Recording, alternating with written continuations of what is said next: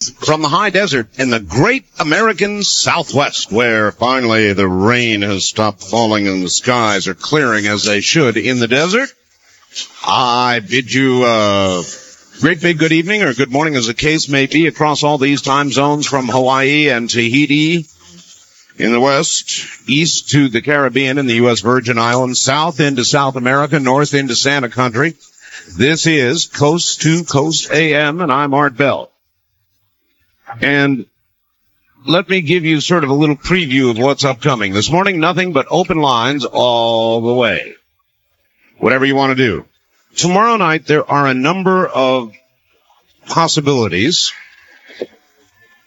One possibility is that we may get the software and begin to make it available for download for the video telephone. Maybe. That's a maybe. Because you never know about last-minute glitches and hitches, but we're that close. Maybe tomorrow night. That's one item.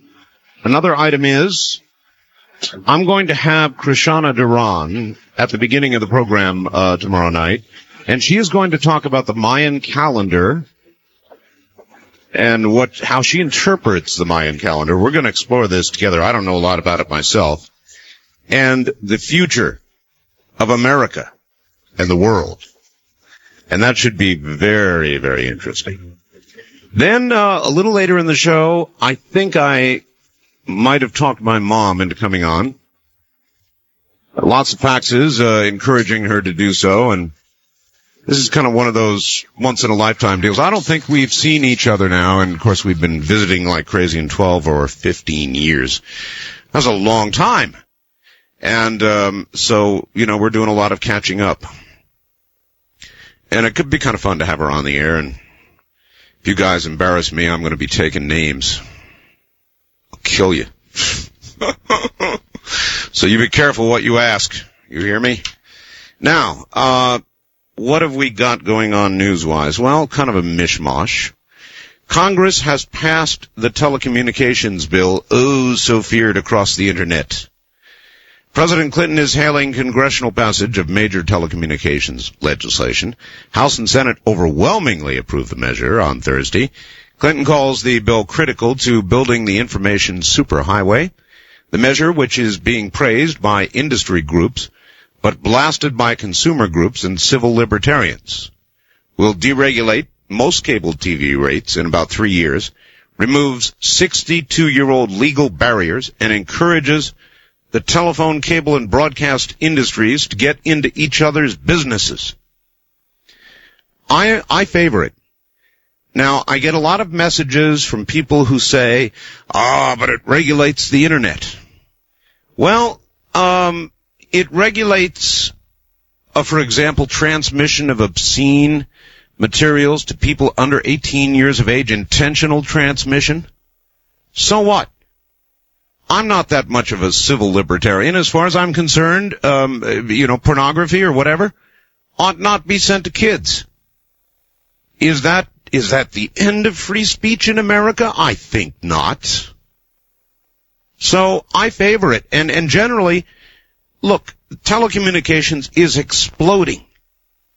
And to allow competition with the telephone, cable, and broadcast industries can do nothing ultimately but good. We will have more diversity, more delivery, cheaper prices. Yes, in the short term, maybe the cable companies will hike their rates, try and make up for some of the cuts they took. But ultimately, my view still holds that in America, competition produces lower prices.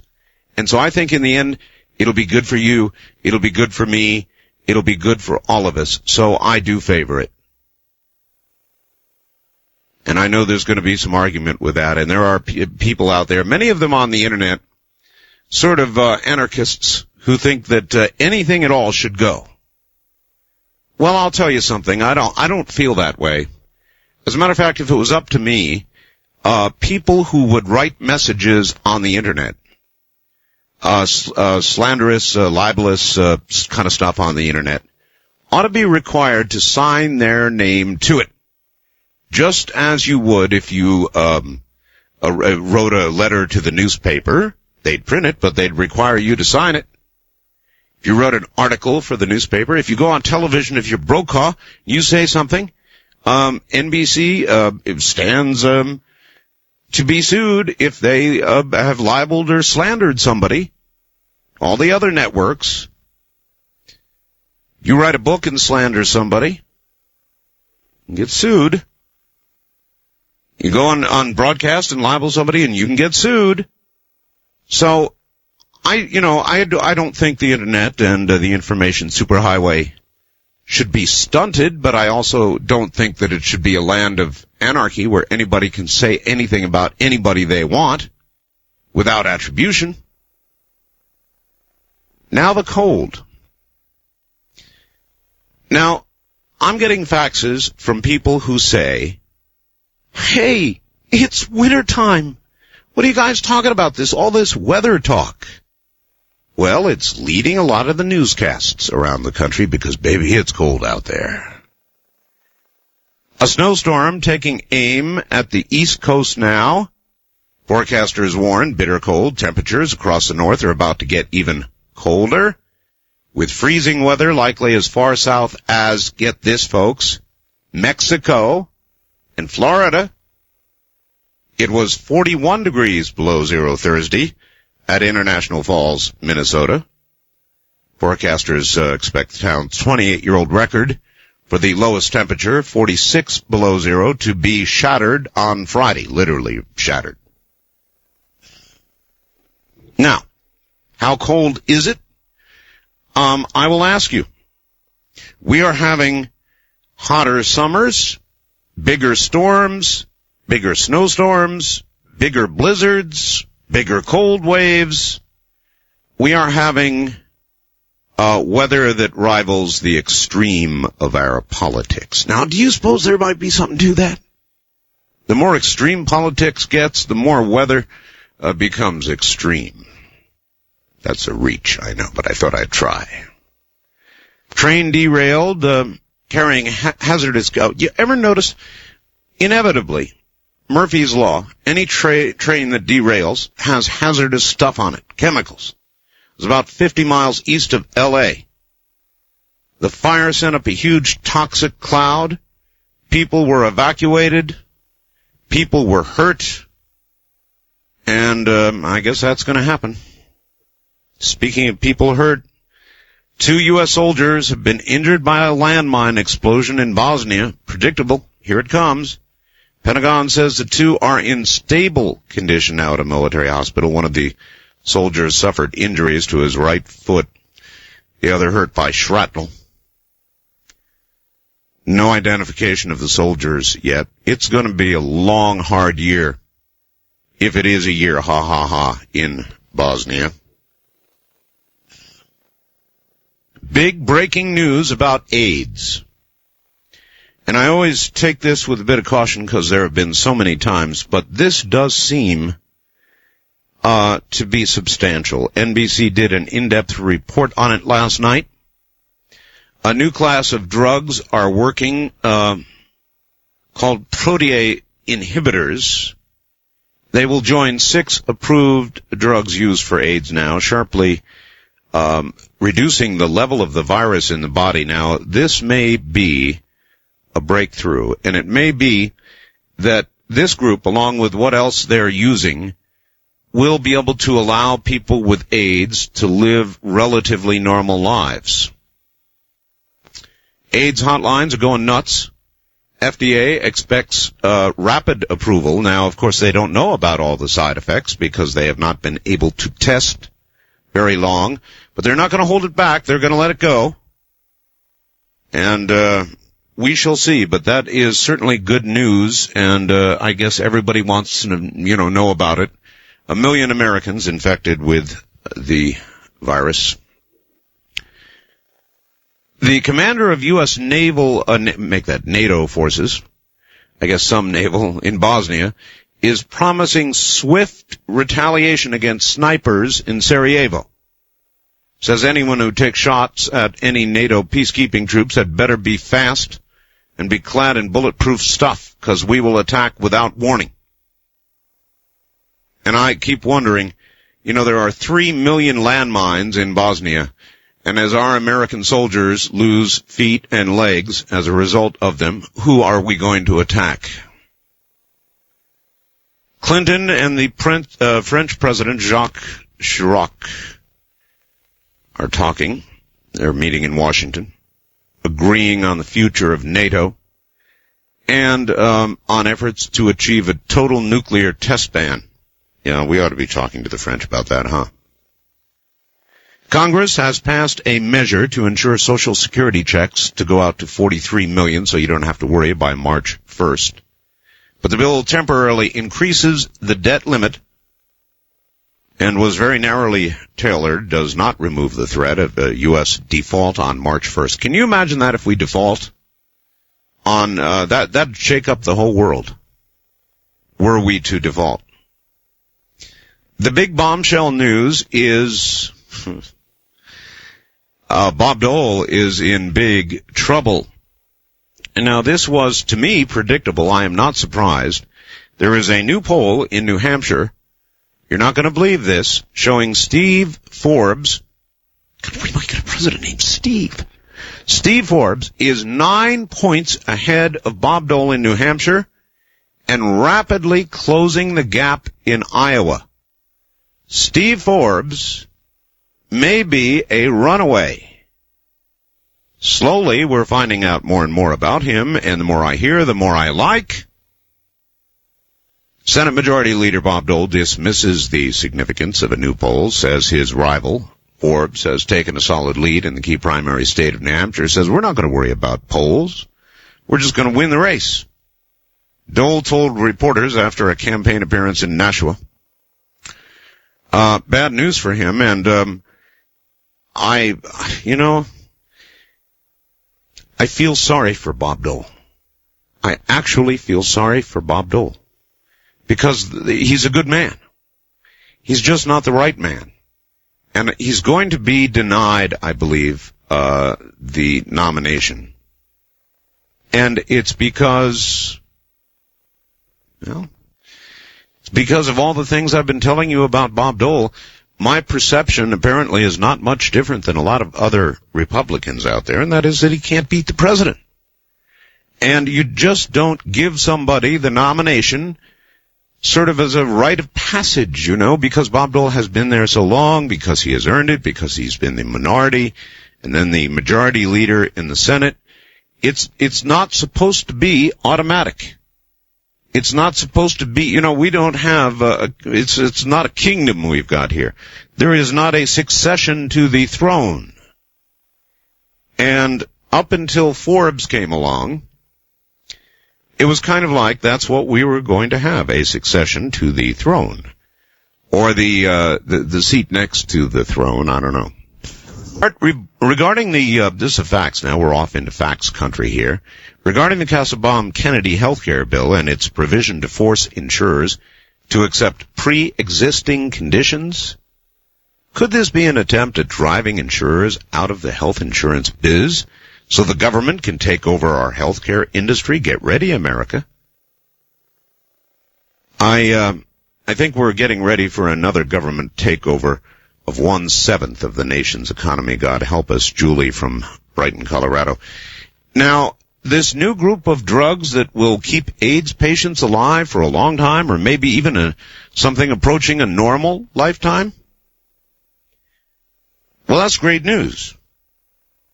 But they are going to cost a fortune for the lifetimes now extended of the people with AIDS.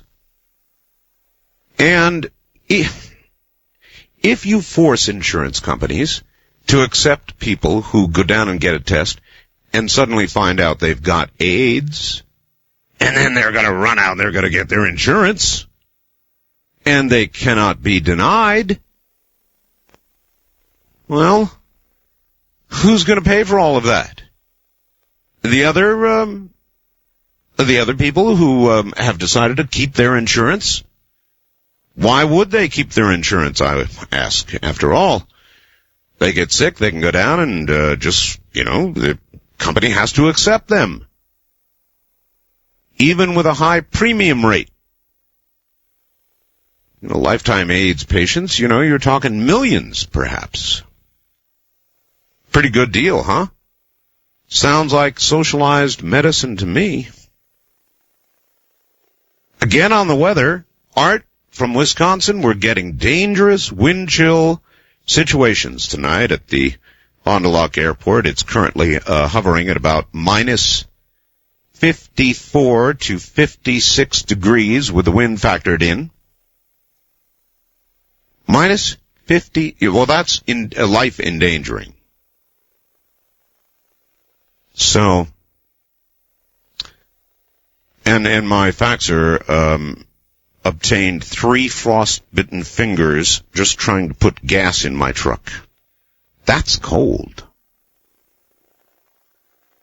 Now, check this out for weird weather, all right? This is from Martin in Albuquerque. Says that AP ran a story saying a severe storm over northern Japan, get this, dumped more than 22 inches of snow by Thursday evening, and another 40 inches could fall before all ends. Some isolated mountain areas will get twice that much. That's nearly never happened. Most airports in northern Honshu are now closed. So, as last night, I will ask, how many of you think some little guy is sitting behind a curtain somewhere pulling levers, maybe up in Alaska, the HARP Project, whatever else? Oh, I heard from Dr. Nick Begich, who would like to come back on the program on the HARP Project. And he may be coming down to visit me in a couple of weeks from Alaska. And I'll be telling you more about that. So lots going on. And in a moment, we will take the plunge, open the lines, and we will talk about anything you want to talk about. 'Tis up to you. The night is yours. The calls unscreened. The topic matter unexpected. The show ranging from the funny to the very frightening to the sometimes ridiculous, sublime. I never know what it's going to be and don't want to. I'm Art Bell, and when we come back, it's open line talk radio all night long. This is Premier Networks. That was Art Bell hosting Coast to Coast AM on this Somewhere in Time.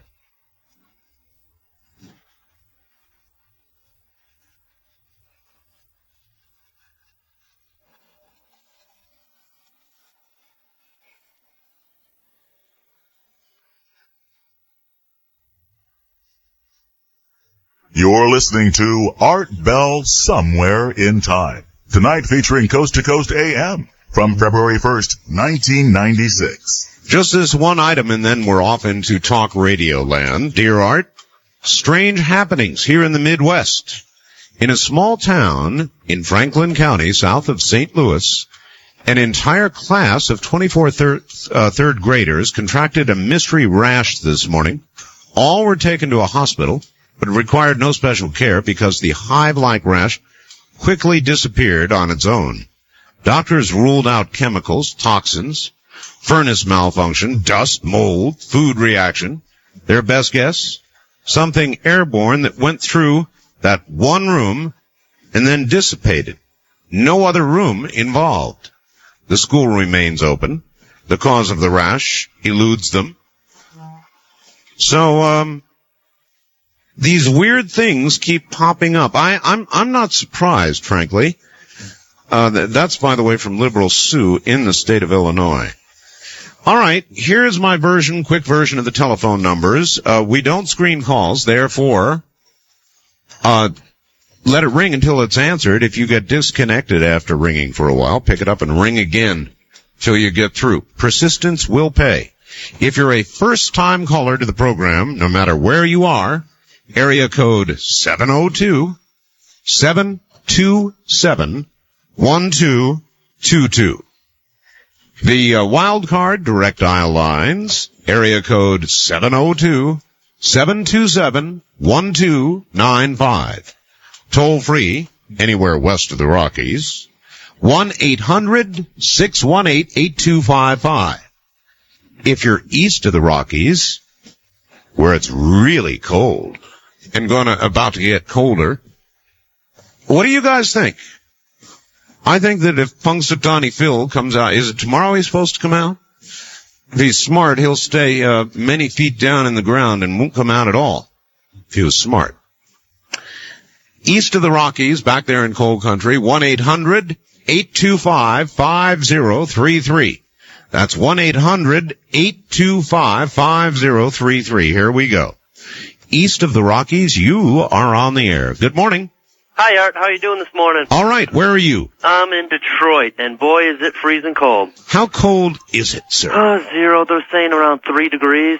Really? Any wind? No, we don't have no wind. I just popped my head out a little earlier. I'm at work, and there was not much wind, so I'm not sure of the wind chill factor. Well, that's good. I'll tell you, when you get below 0 and then you get wind, then it gets dangerous. Oh, but it's just so scary. Oh, you go outside, you just can't do nothing. The dog don't want to go out, no nothing. Not even the dog, huh? Your show has so much reality, it's almost scary. Well, sometimes it scares me. You know, the HARP system. Why do we do things that we just don't know what can do to us? I don't know, because we're adventuresome, sometimes really stupid. It's more stupid than adventuresome. Well, many times now, more and more actually lately, science is getting out ahead of our ability to manage it. And they're right.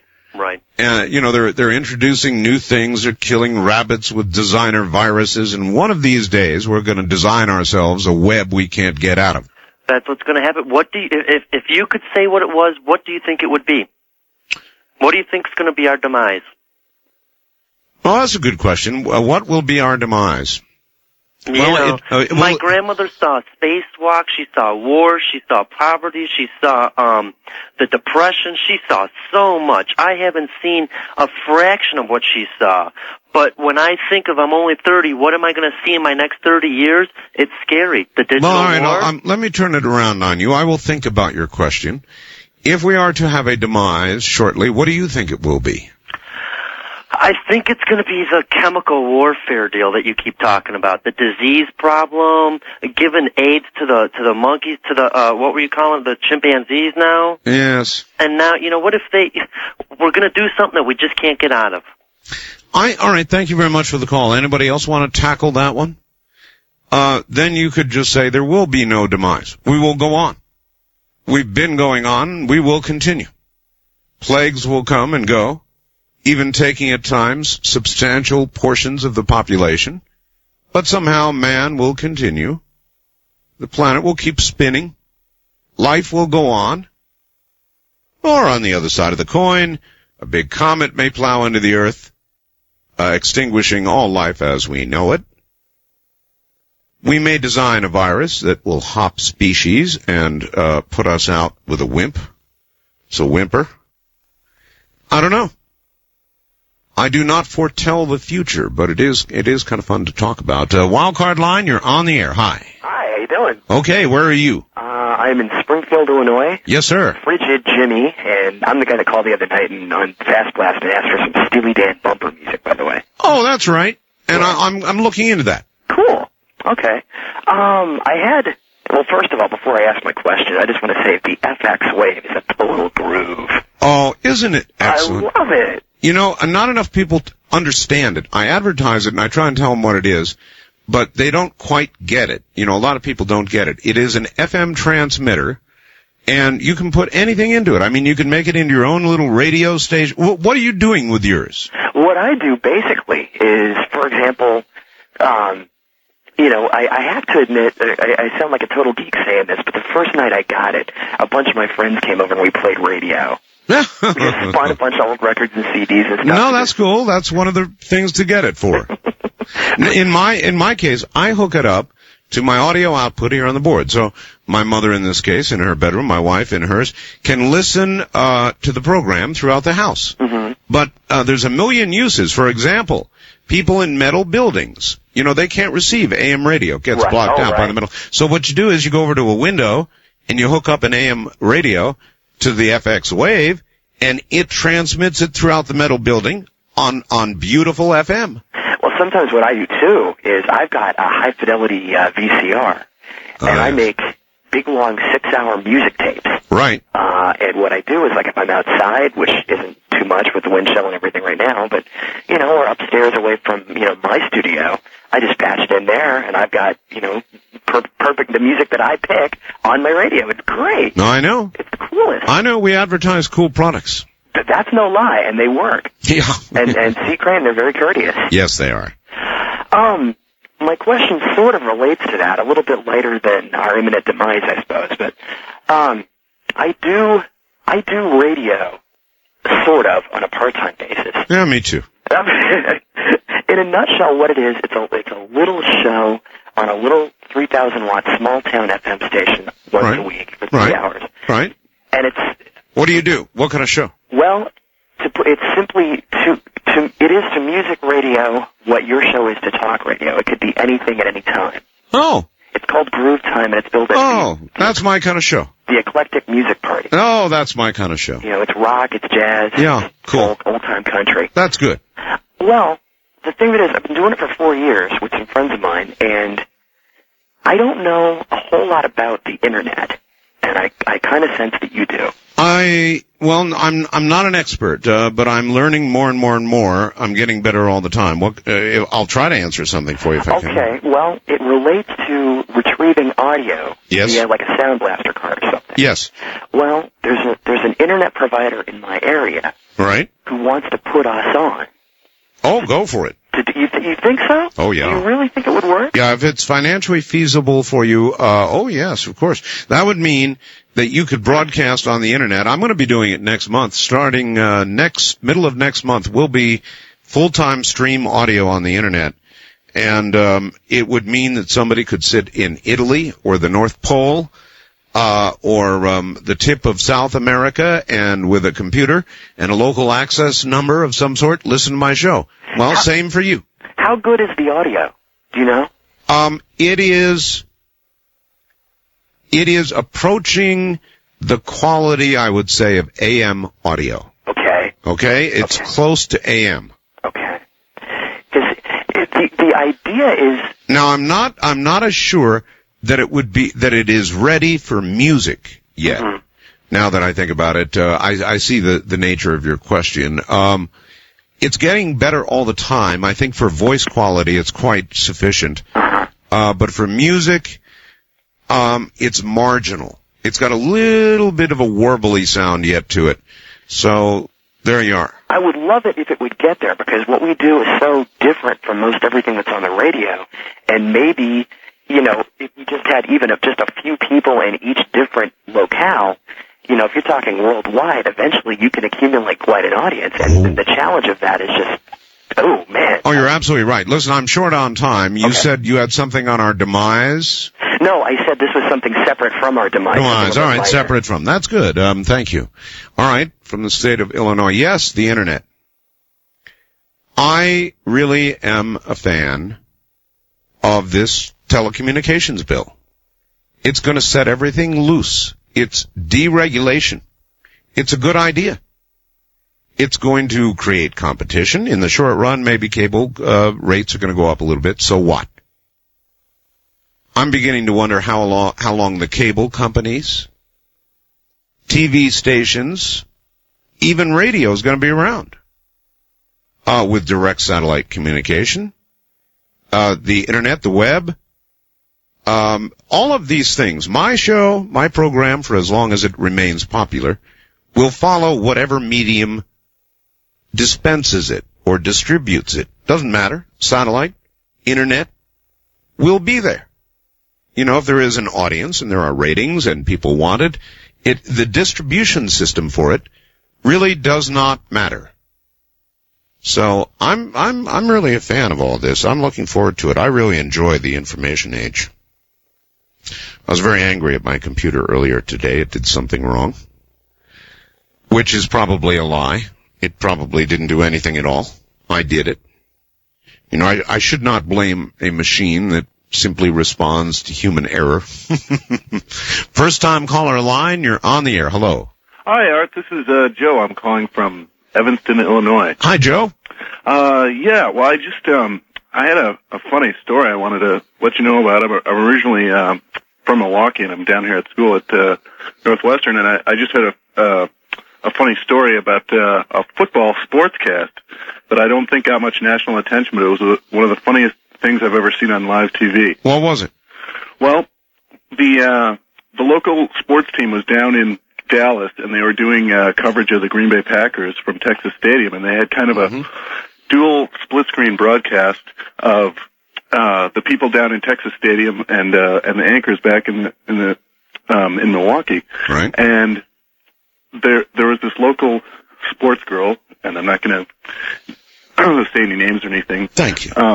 But they were commenting on Mike Holmgren riding a Harley Davidson to the workout, and she came out and she said. Now I'm going to be able to air this, right? Yes. Oh no, this is no. It's perfectly. Right. It's just. All right. She said she came out and said it was nice to see a successful motorcade in Dallas for a change.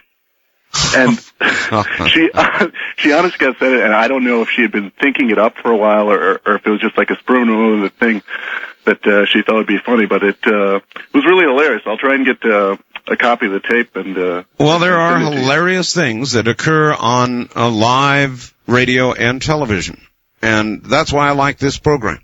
Yeah, because it's live. You know, it's not a tape repeat, and it's not screened, and so you never quite know what to expect. Now, every now and then, that results in absolute unmitigated disaster.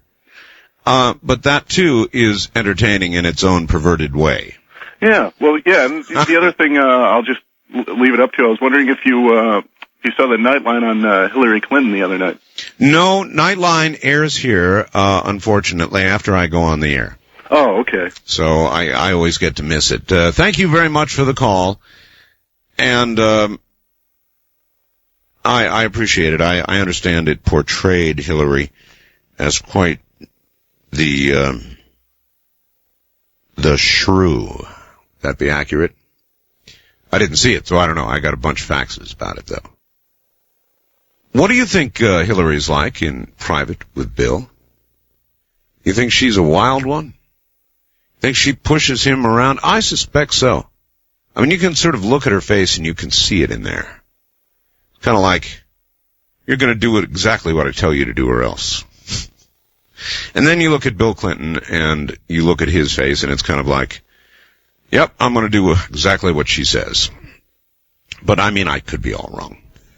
Of the Rockies, you're on the air. Hi. Oh, hello, this is Catherine. I'm from Metairie, Louisiana. Metairie, Louisiana. I listen to WODT. WODT, who dat? Who dat station, yes, right. Yes, indeed. Art Bell. Yes.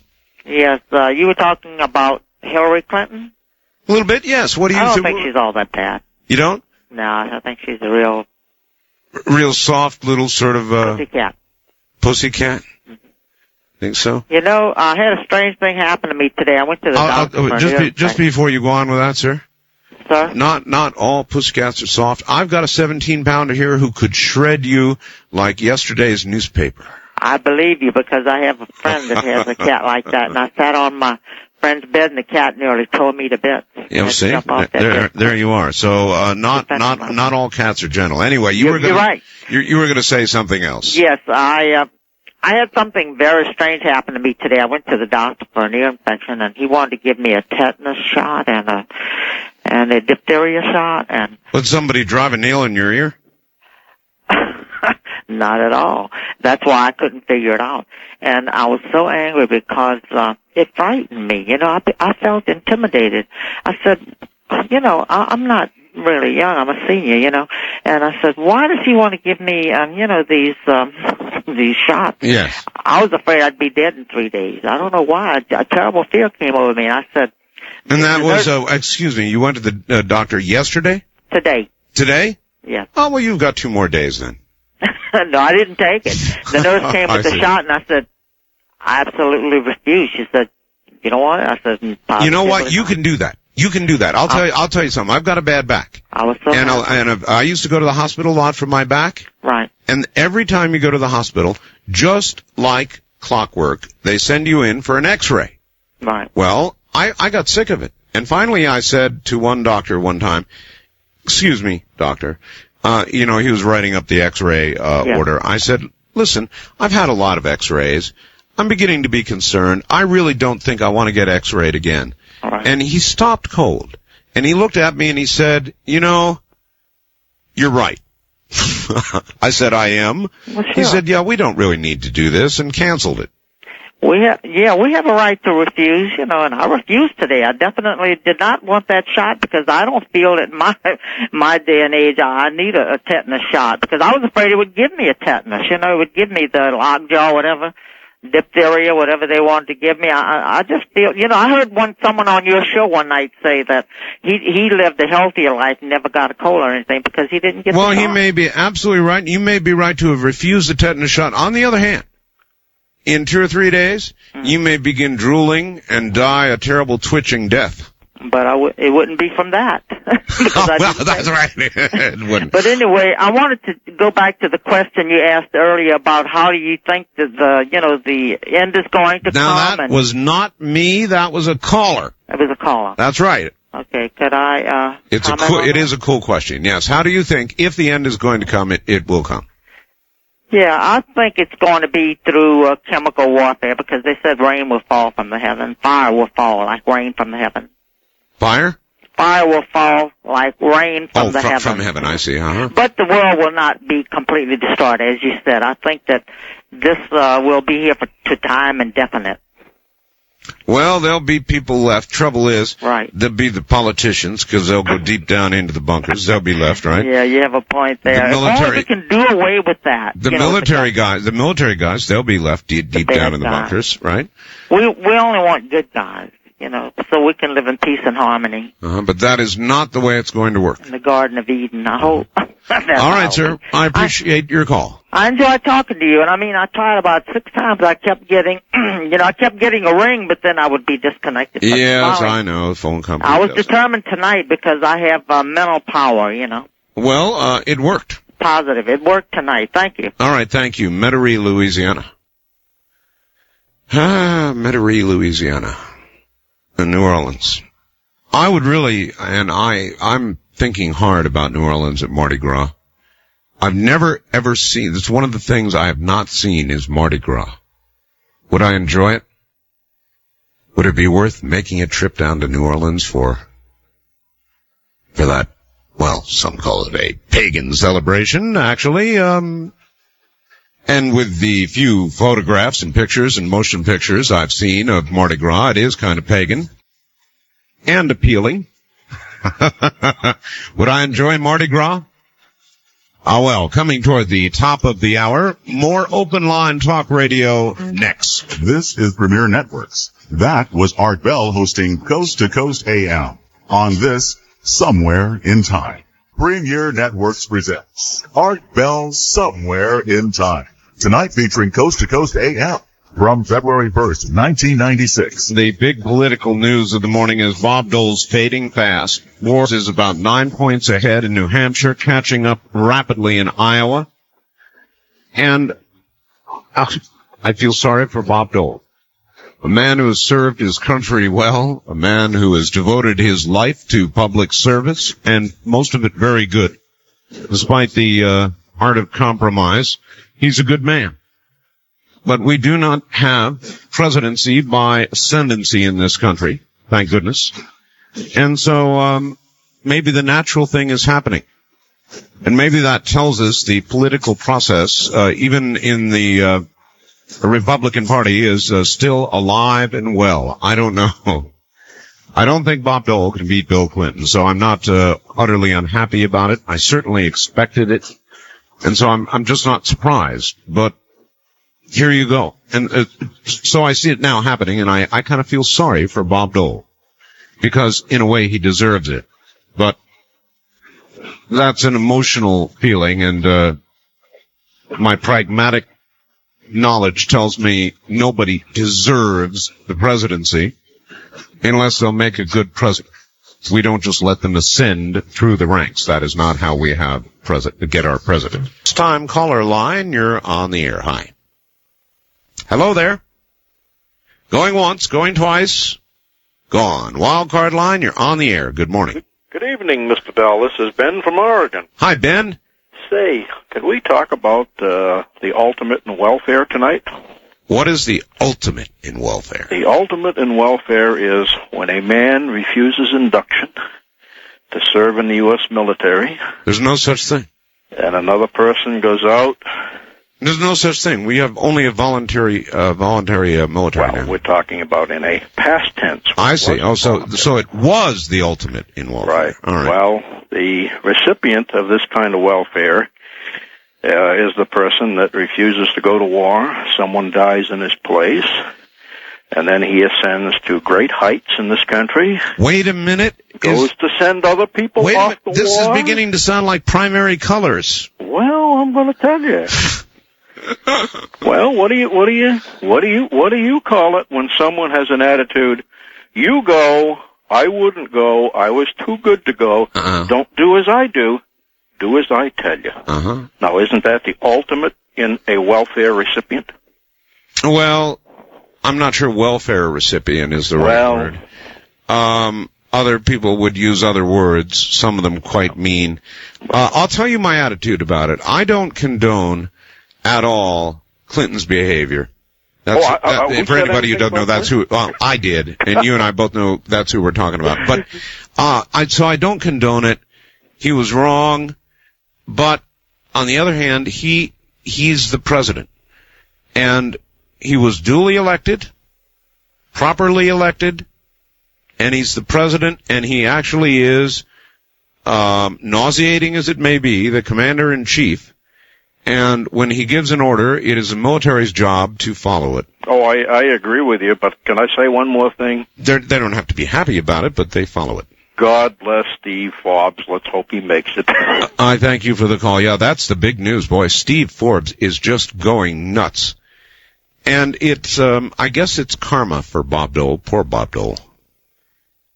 George Bush did it to him in 92, and now it looks like Forbes is going to do it to him, this year.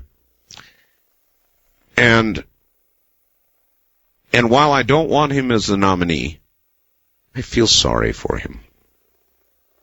Isn't that weird? I mean, I've been, in a way, not blasting Dole, but right along I've been saying that I don't think he's the right man, and I still feel that. I nevertheless feel empathy for him. He has worked so hard. If there was such a thing as ascendancy by tenure, then Bob Dole certainly has earned it. Unfortunately, or fortunately, I guess, we don't have ascendancy by tenure to the presidency, and we shouldn't have. But it doesn't stop me from feeling kind of sorry for him. Wildcard line, you're on the air. Good morning. Good morning, Art. Turn your radio to the off position. I just did. You surprised me. Well, I surprise everybody. Where are you? Sacramento. KST, yes. I feel real bad that everyone seems to be doing what the press is orchestrating, and that's knocking Pat Buchanan right out of the race. Whomever they ignore is who I think they're afraid of. I also think they're afraid of Dole because he does look like a father figure compared to Bill Clinton. Everybody looks like a father figure compared to Bill Clinton. Especially when he does that thing where he swallows his upper lip. You know, oh God, like when he looked at his wife, I thought, if that isn't phony. But anyway, I honestly think that they have orchestrated a lot of opinion in our time, and this is just another example of it. If Dole ran, I do believe he would win. We would go reluctantly. No. Like little kids. But no, I'm sorry, I think you're wrong. I really don't think Clinton can. And another thing you guys are doing, you too, is you say, I'm afraid he might win. You know, don't give it to him. Who said that? Everybody. A lot of people are saying, he's so smart. Who says that? I think I've heard you say it too. That he might win. About Bob Dole? Yeah, no, about Clinton. Oh, Clinton, yeah, he might win. I really don't think so. Oh, I do. He's more likely to win than not. It has nothing to do with intelligence. It has to do with Clinton being the ultimate politician. Now, don't go by yourself. Well, I don't think stop. All right. Take a deep breath. Now look, you see through the man, but read the polls, ma'am. The polls are not wrong. Most people in America don't see through them. He tells people what they want to hear. They like that. They're going for it. All right. I think you're counting on a lot of people voting who, if there's one thing that's going to save this country, if the militias want to do something really worthwhile, and all the Republican women's clubs, go check out how elections are handled, because we've had scandals in our county. They had them in San Francisco when Willie won, and I believe they've had them nationally. And I think we have to really review how votes are counted and policed in this country. Otherwise, now you're talking vote fraud. Yeah, I really am. Yeah, and I think it happens. Everybody goes, "Oh, how dare you say that?" I generally don't believe it. There is vote fraud on a wide scale. I believe it. I don't think so. Oh, I think it is. But anyway. All right. Well, I appreciate your call. Thank you. Yeah, of course there's vote fraud. I mean, dead people voted in Chicago. I mean, it's happened. But on a wide scale, no, I don't think so. Generally, our elections are on the up and up for the most part. You know, I think that a lot of people talk vote fraud when elections don't come out the way they want them. It's kind of like polls. An awful lot of people call me up, and when the polls come out in a way they don't, with something they don't agree with, they say it's a fraud. I don't think it is a fraud. For the most part, polling is relatively accurate. I think you'll find the surge right now by Forbes is going to be validated by the New Hampshire primary results. And I think Bob Dole's going to be in the dumps. The only thing is we don't know enough about Steve Forbes yet. Yesterday he came out and said he does not believe in same-sex marriages. They asked him. Somebody the other day said he favored gays in the military. Well, I hadn't heard that. But he came out last night on NBC and said he definitely does. You know, he said, look, if two people want to live together, that's their business. But as far as society sanctioning same-sex marriages, no. I think not. So bit by bit, we're learning about Forbes.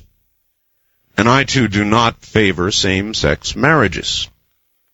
I don't think that, what about that? It's really a good question. How many of you think people of the same sex ought to be able to get married, just the way a man and a woman can? I've never been in favor of that. But on the other hand, my attitude is, to leave people alone if they leave me alone. I mean, it's their business. What they do in the bedroom is their business. But to sanction it with marriage, I'm certainly not ready for that. Are you? Wildcard line, you're on the air. Charlie, Liberal, California. Hello.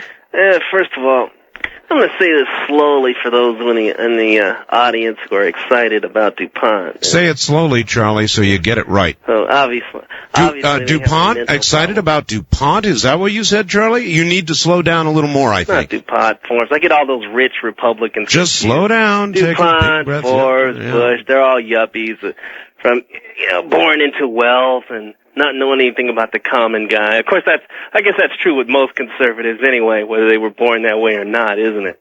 Well, let me just say about this Forbes guy that... How you doing down at the border, Charlie? Down at the border? Yeah, you are a border guard, right? U.S. Border Patrol agent? No, I'm a U.S. Customs agent. Oh, I'm sorry, Customs. That's right. Yeah, we're kind of interested in other things. Anyway, let me just say that as far as I'm concerned, I think...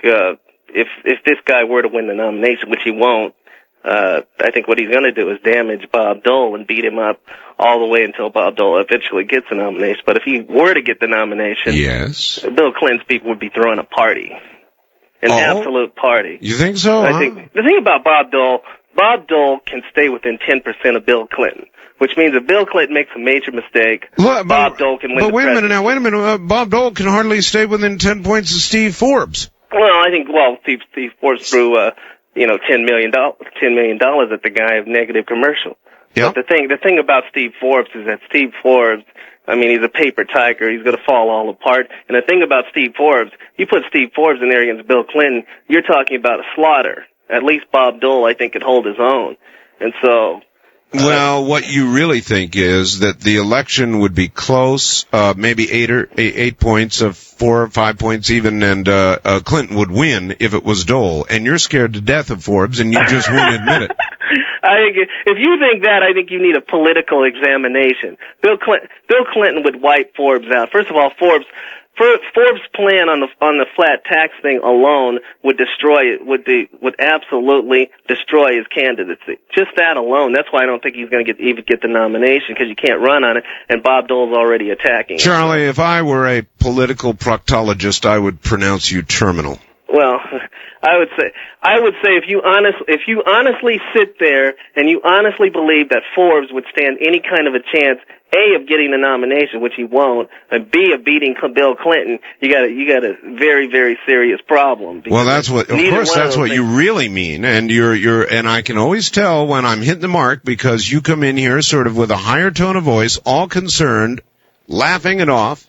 3 octaves higher than you ought to be. You want to know the candidate that the Clinton people fear most, and this is what every political expert in the country is saying, is Lamar Alexander. Well, that may be so. Common sense should tell you that Lamar Alexander would be the strongest candidate to put up against Bill Clinton. In a lot of ways, he might be. But what happened?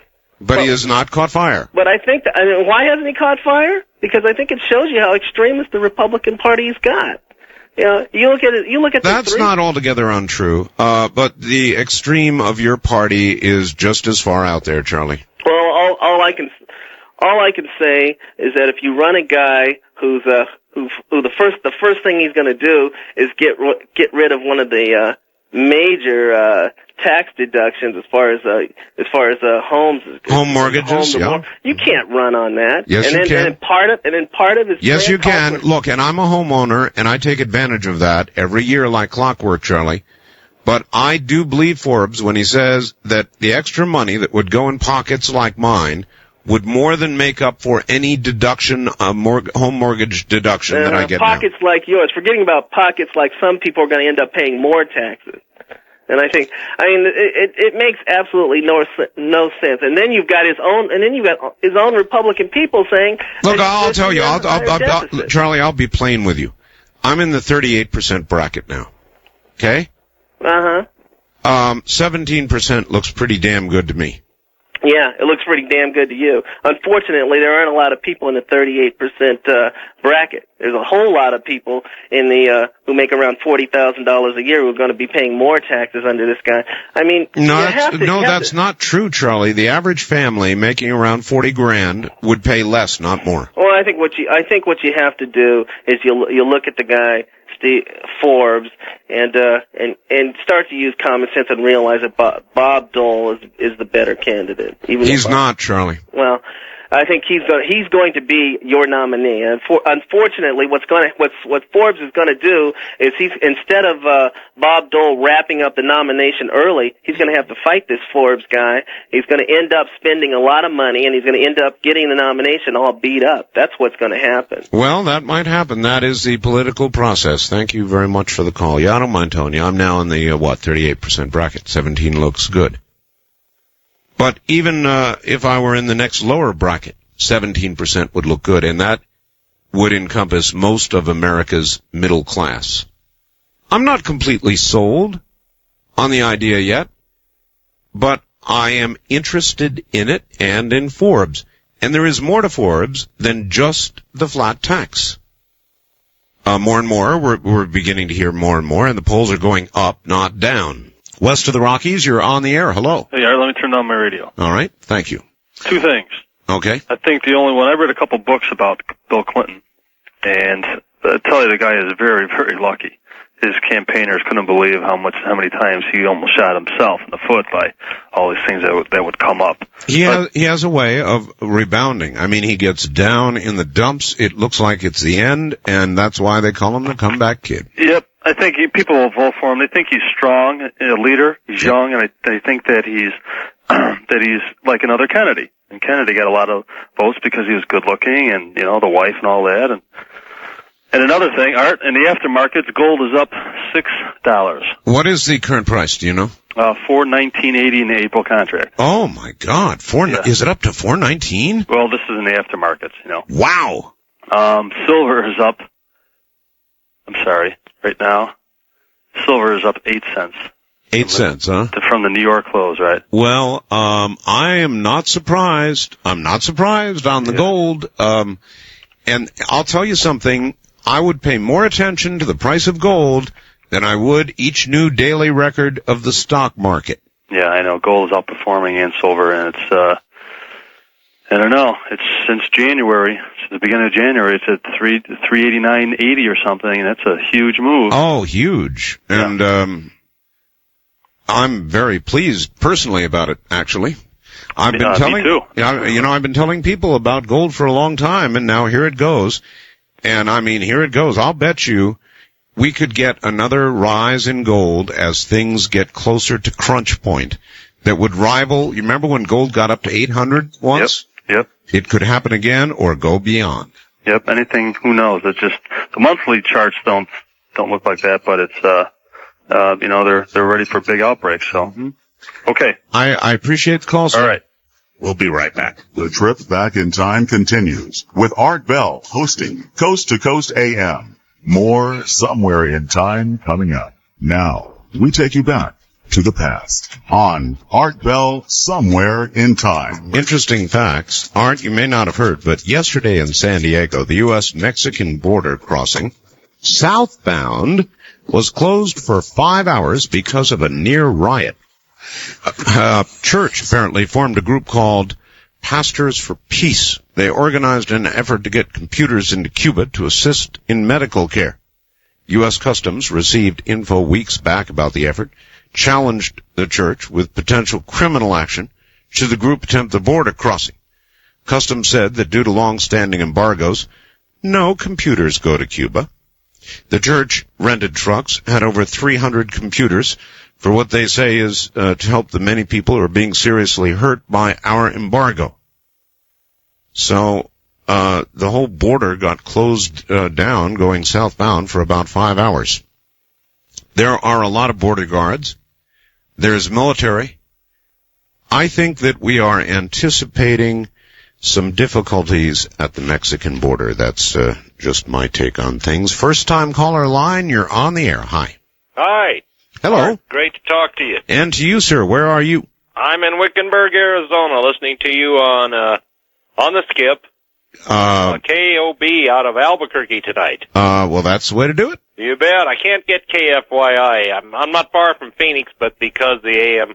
Well, you're probably in a weird area for direction. I'm about 60 miles out of Phoenix, and the AM power goes down. But I find you on the skip wherever you are. Well, KOB is a smasher. You bet.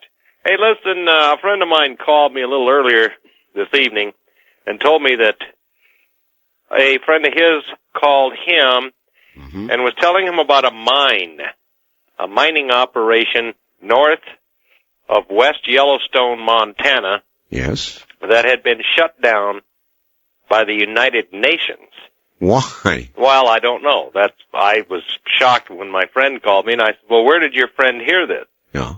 And he said, on the news. Uh-huh. And he also said that the people in Butte, Montana were very upset about it, and I guess, guns type thing. I have heard nothing, so I thought if anybody have heard anything about this, whether you or some of your listeners there in the Butte, Montana area or West Yellowstone, I'm sure they pick you up in that country. They sure do. And or Helena, Great Falls, any of that area. I go to Montana for my summer times, and maybe they found something weird and bizarre down there. I don't know, but this is what I heard. He told me he heard it from another friend of his that had called him. Said he heard this on the news about the United Nations shutting it down. I don't know what business it is that of theirs, but with the guy we have in the White House, nothing seems to surprise me as what goes on any longer. Well, I never say never, so let us open up, we'll open it as a question to the audience, see what we can find out. Thank you, Art. Right. Take care of yourself. Take care, thank you. Anybody know anything about that? A mine near Butte, Montana, shut down by Boutros and Company for whatever reason. Boy, the price of gold, that one's got me quite surprised. It's rising very, very rapidly right now. And I'm telling you, that's what you better watch. Where people are putting its flight to safety. That means they're anticipating something. East of the Rockies, you're on the air. Hello, this is Mike. Hi, Mike. Where are you? I'm in Wichita, Kansas. All right. The reason for my call is? I just got back from Australia last week. Oh, you did? And I had a friend of mine record your conversation with Ken Goddard. Oh, yes. And I have seen rabbits in wheelbarrows. Oh, my God, really? The reason for my call, I want your facts and Mr. Goddard's facts so I can give you guys some information. Well, I can give you mine. I don't have Mr. Goddard's handy. I know he's from Oregon. Right. My fax number is area code 702. 702? Yeah, 702-727-8499. Now, make a note. Do not send, including cover, more than 3 pages. If you do, my fax machine automatically does not print it. I'll probably just have 1 page. Yeah, that's fine. I'll just give you some information, because I'm going to request, if you find it interesting enough, because in listening to this stuff, Ken Goddard was talking about virus control, disease control, species jump, etc. Yes. I've got all those notes, and I've heard your conversation about it. Yeah, well, I've got a little article here. Ken Goddard was saying that rabbits are not closely related to primates, and the day after he said that, an article came out saying, guess what? Rabbits are closely related to primates. Yes, they are. I saw that article as well. So I have my notes here, and I would like to send you a fax, and I can probably find Ken Goddard's number anyway. I know he's in, where's my notes here? He's at, not Eugene. He's in, I got my notes here. But I would like to send you a fax regarding that because I just got back from Australia.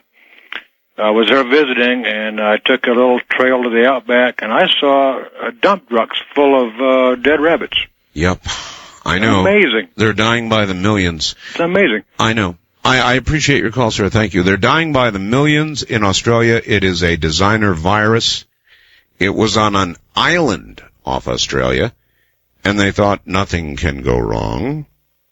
We will simply test it on this island. But, of course, it got out. And when it did, and the rabbits began dying by the millions, at first the Aussies clapped and yelled and screamed because they've got a plague of rabbits, and they were really happy. Now it may well be that they're beginning to get a little worried because all the rabbits may die. Before they do, they may pass this on to another host. And it is a form of hemorrhagic fever related in some way to Ebola. Same family, same idea, dissolving organs, that kind of thing.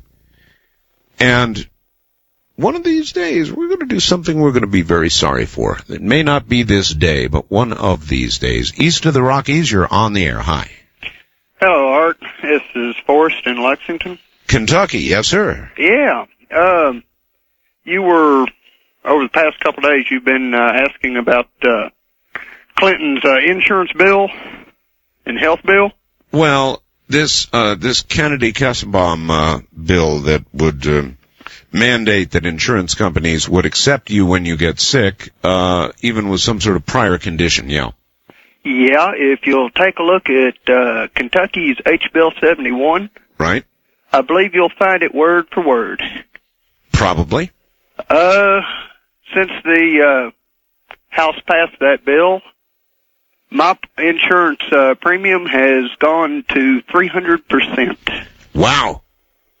Well, how could it not? I mean, if people are allowed not to get insurance until they need, it's like saying you don't have to have car insurance. But listen, if you get into a terrible accident, you go down to the Allstate or whoever, and they're forced to sell you insurance and pay off on the accident. I don't think so. Well, that's what they're doing here. We've got a morning talk show that comes on directly after yours does. Right. After you go off. Well, it's an hour after, but you've still got an hour we don't hear. Right.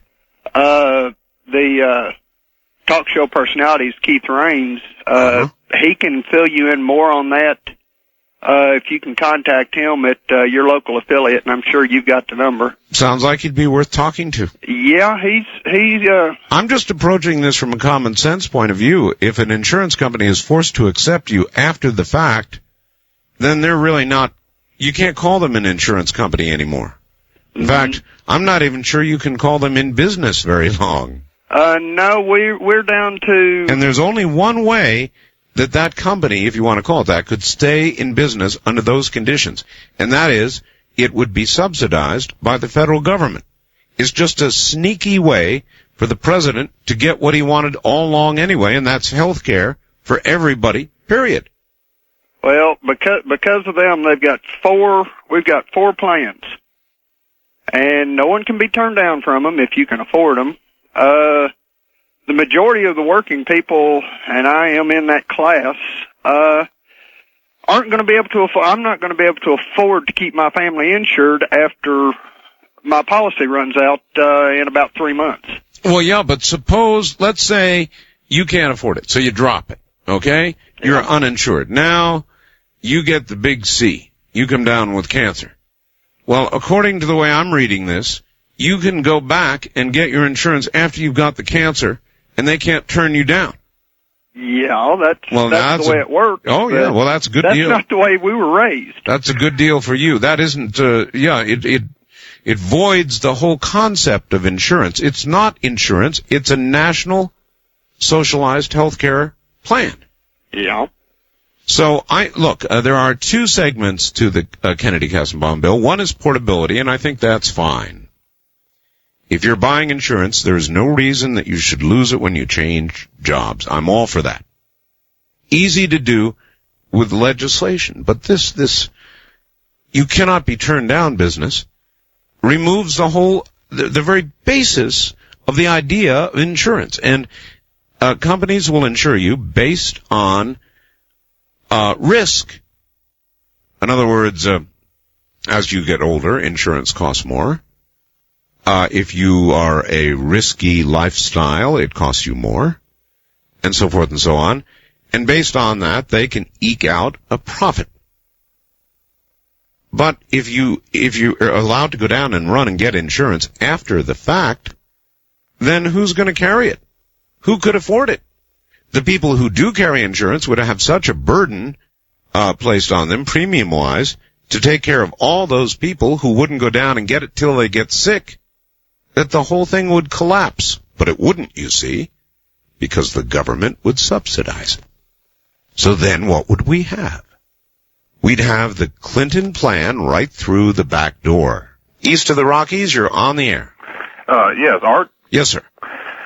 This is Jeff from just outside of frozen Memphis, Tennessee. How frozen is Memphis? Well, it's compared to what our northern relatives have to put up with, not very much. But I've heard another big snowstorm is headed to the northeast.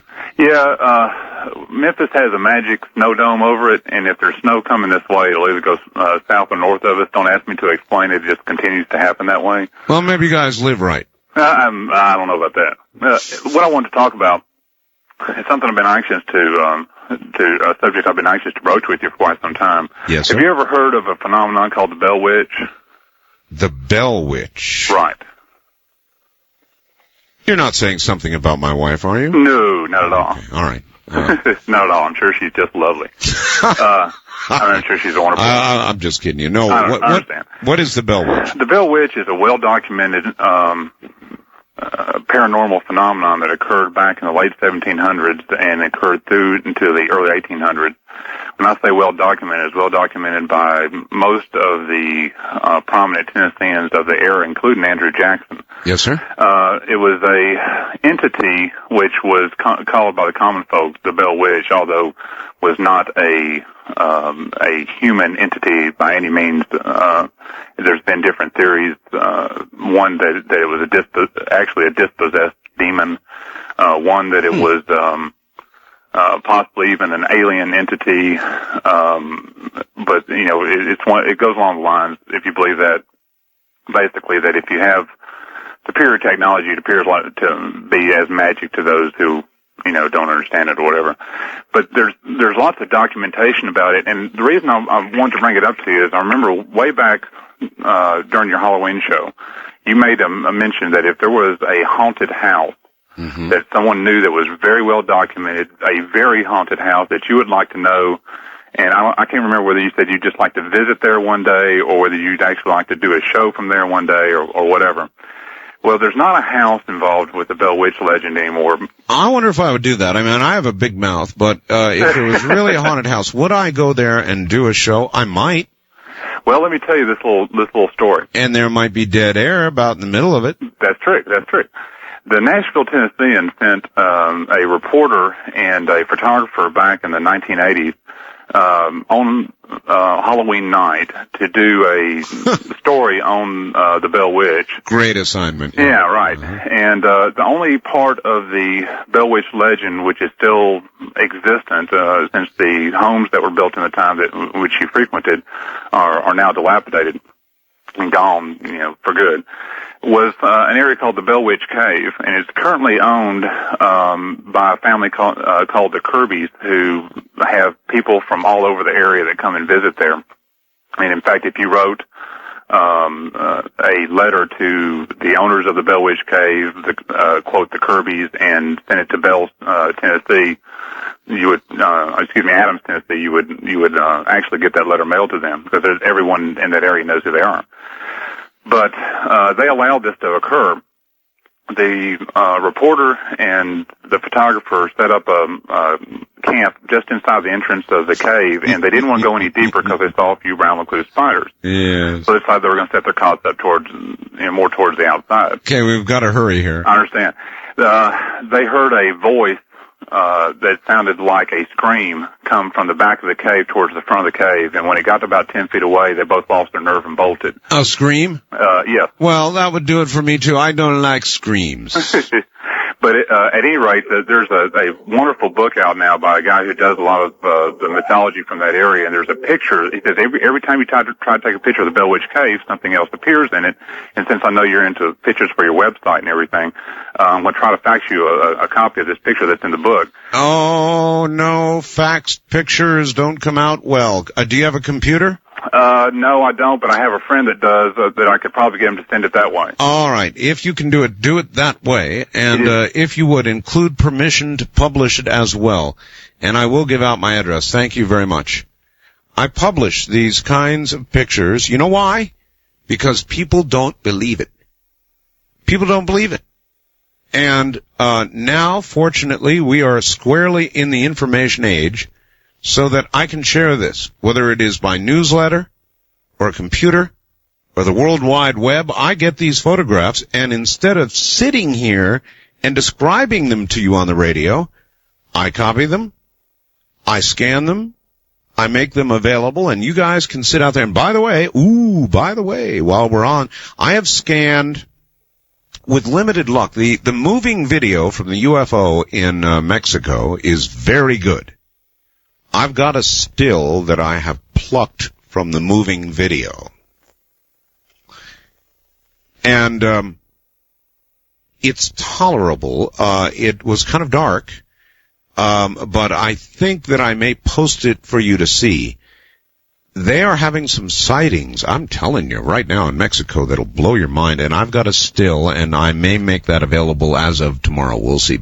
On our first-time caller line, welcome to the program.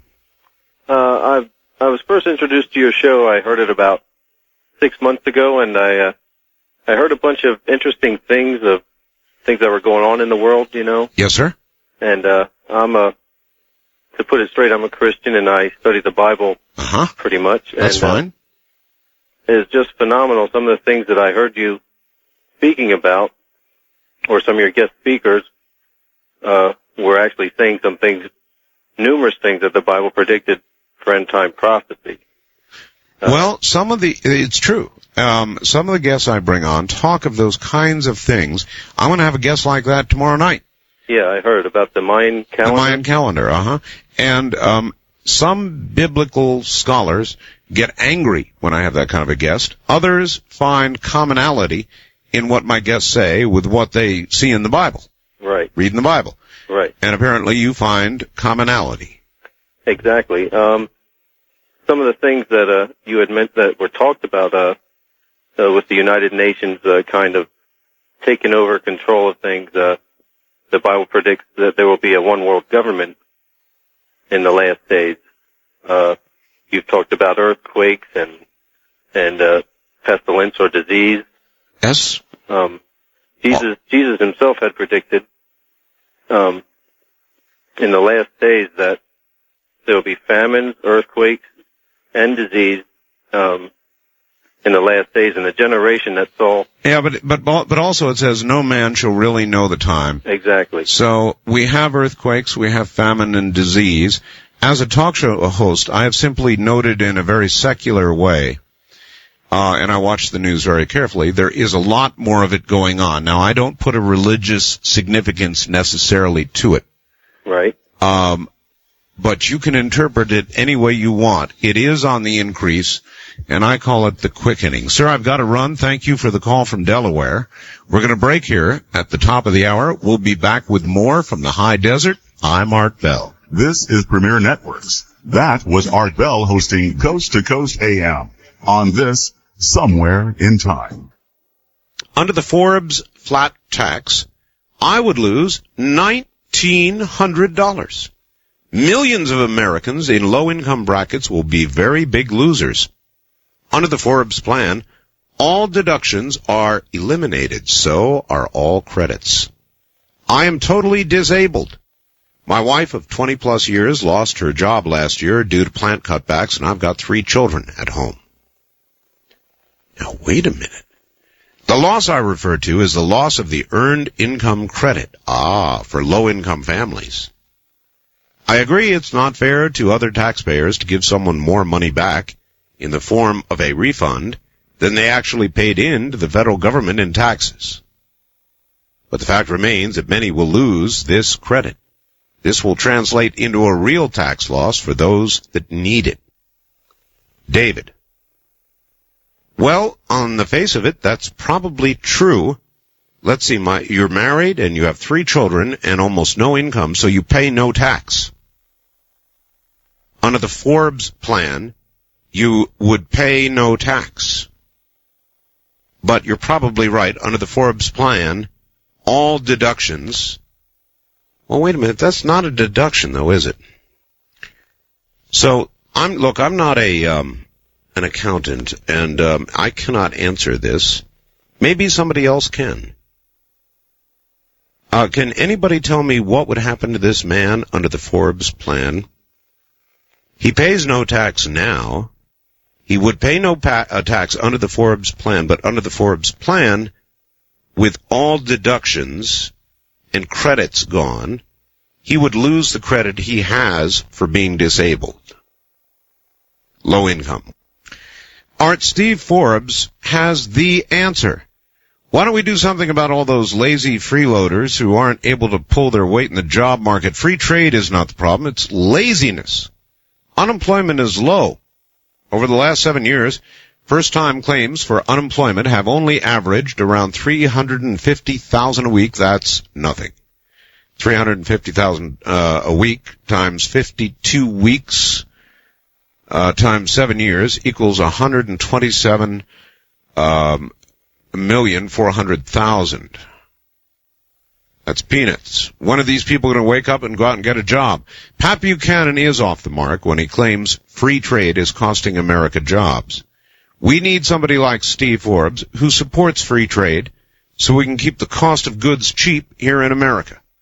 D in Auburn. Or this.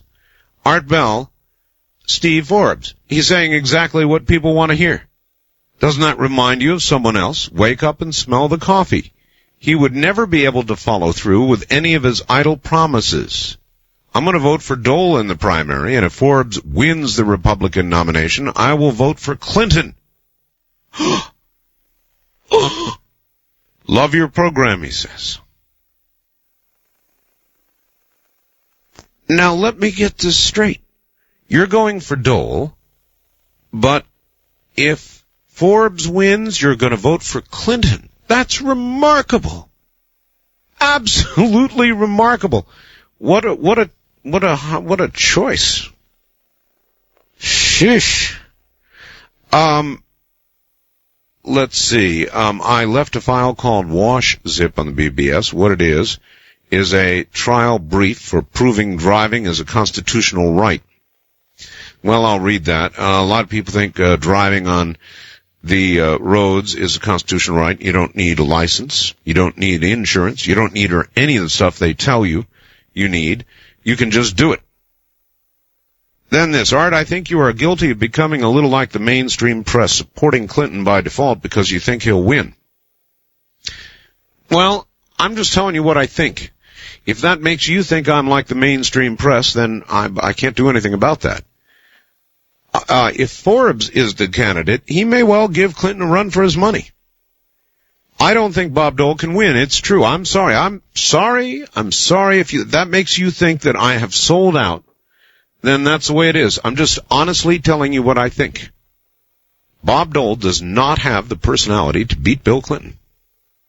To beat him at all. As a matter of fact, Bill Clinton would push every hot button Bob Dole has, and he's got them all over. Bob Dole's hot buttons are easy to push. Bob Dole has not been a happy man lately. Have you seen him? Since the answer, if you call it that, to the State of the Union address, Bob Dole has been frowning. He's obviously unhappy. He knows he's in trouble. He knows a repeat of what occurred in 92 is about to occur again. And frankly, he's a good American, and I feel sorry for him. But not sorry enough to say that he should ascend to the nomination in the presidency should he be able to win it as a king would ascend to the throne. I just don't feel that way. Then anyway, this person goes on, Clinton cannot win. You don't give Americans enough credit, and they're fed up, and not that finicky. Be careful how you think. You are too quick to believe the polls. How do you explain the incredible upset of the 94 congressional elections? That wasn't an upset at all. Everybody expected the Republicans to do very well, as a matter of fact, and they did. So that was not an upset. Polls were correct. People were fed up. But with regard to President Clinton, I'm sorry. I really think he is a hell of a politician. Not president, but he's a great politician. Absolutely a great politician. West of the Rockies, you're on the air. Hi. Hello there. Yes, hello. Hello. Hi. Where are you? This is Marie from Palm Springs. Hi, Marie. Hi. You know what I want to ask you is last week you had said something about smallpox. Yes. Was coming back? Yes. Okay, and then there was a doctor on the air that said that there hasn't been any cases in 10 years? Oh, there has been. There has been? Yes. Okay, I just wanted to find out about that. Mm-hmm. Because I know the doctor said there hadn't been in 10 years, and you said that, smallpox was coming back. That was a lady doctor who called from Arizona. Right. No, they have had smallpox. Okay. And one other thing. What's your reason why you don't favor same-sex marriages? What's your opinion on that? It's a really good question. I'm not saying it's right or wrong. I just want to know why you don't think it's right. Because I feel it's unnatural. But it's not unnatural for them to live together? I do think it's unnatural for them to live together. I don't think society has any right to prevent it. Okay. Okay, that's what I wanted to know. Right, thank you. That's the best answer I can give. People do unnatural things all the time. That's one question. Do I have a right to stick my nose into their affairs? No. Does the government? No. Do the police? Barring any real law breaking? No. So if two women or two men want to live together, that's their business, not mine. However, if they want to get married and have the state, in effect, sanction that union, then I think we have a different question, and I'm sure that does not properly answer your question, but it's the best I can do. West of the Rockies, you're on the air. Yeah, I was wondering about this is Phoenix, Arizona. Yes, sir. And the name is Marvin. Hi, Marvin. And the hemorrhagic fever and that, I was wondering what would doom us, and the only thing that I can think of that would really be a sore spot is if the oceans themselves caught some of the diseases and moved completely through our sea life. Well, the ocean is necessary to life. Yes, it sure is. And the oceans are in trouble now. Yes, they are. So I do not take the traditional Republican anti-environmental position. A lot of what the environmentalists are saying is total nutcase stuff, but a lot of it is not. And but I'm talking about the hemorrhagic fever. If there was one of these diseases that would propagate through sea life, you can see that 3/5 of the earth would have no borders. Mm-hmm. Well, if we keep dumping nuclear waste into the oceans, we won't need to worry about hemorrhagic fever doing in sea life. And if we keep dumping hospital waste, which is a part of this chain anyway, this DNA chain, we're certainly inviting the problem. Oh, yeah, there's nothing like going down to the beach and for a nice day at the beach and finding a bunch of used hypodermic needles with some red fluid floating about inside and that sort of thing washing up on shore. Really makes you want to jump right in. Somebody just wrote me a quick fax and said, "Hey, Art, next time you get an immortal on the line, ask them how long they can hold their breath." Wildcard line, you're on the air. Hey, Art, this is Tony in Eva Beach, Hawaii. Eva Beach? Yes. Birthplace of my wife. Oh, really? Oh, yeah. It's where she was born. One of the only people who know how to pronounce it correctly. Yeah. Right. Well, let's see. I want to talk to you about Steve Forbes. Yes, okay. Okay, well, let's see. Winning the primary would be his biggest, I think that'd be great for the Republican Party if he can take New Hampshire and Iowa. But now you mentioned that he was he ahead of Bob Dole in the New Hampshire primary? 9 points. He was ahead of him. As of today, he's 9 points ahead of Bob Dole. And Bob Dole looks like one dour Dole. I'm telling you, he looks unhappy. Bob Dole is not running a good race. He's hardly running a race at all. Well, he didn't look good after the State of the Union address. It's sort of like he's stonewalling everything, and he doesn't look happy. He doesn't look into it. He doesn't look energized. And so I don't know whether it's that Steve Forbes and the flat tax and the other things he's got are so great. It's just that Dole is so weak. Well, Steve Forbes seems to have a personality. Yeah. Bob Dole he just does not have the passion I think a lot of the American people want the Republican Party to have.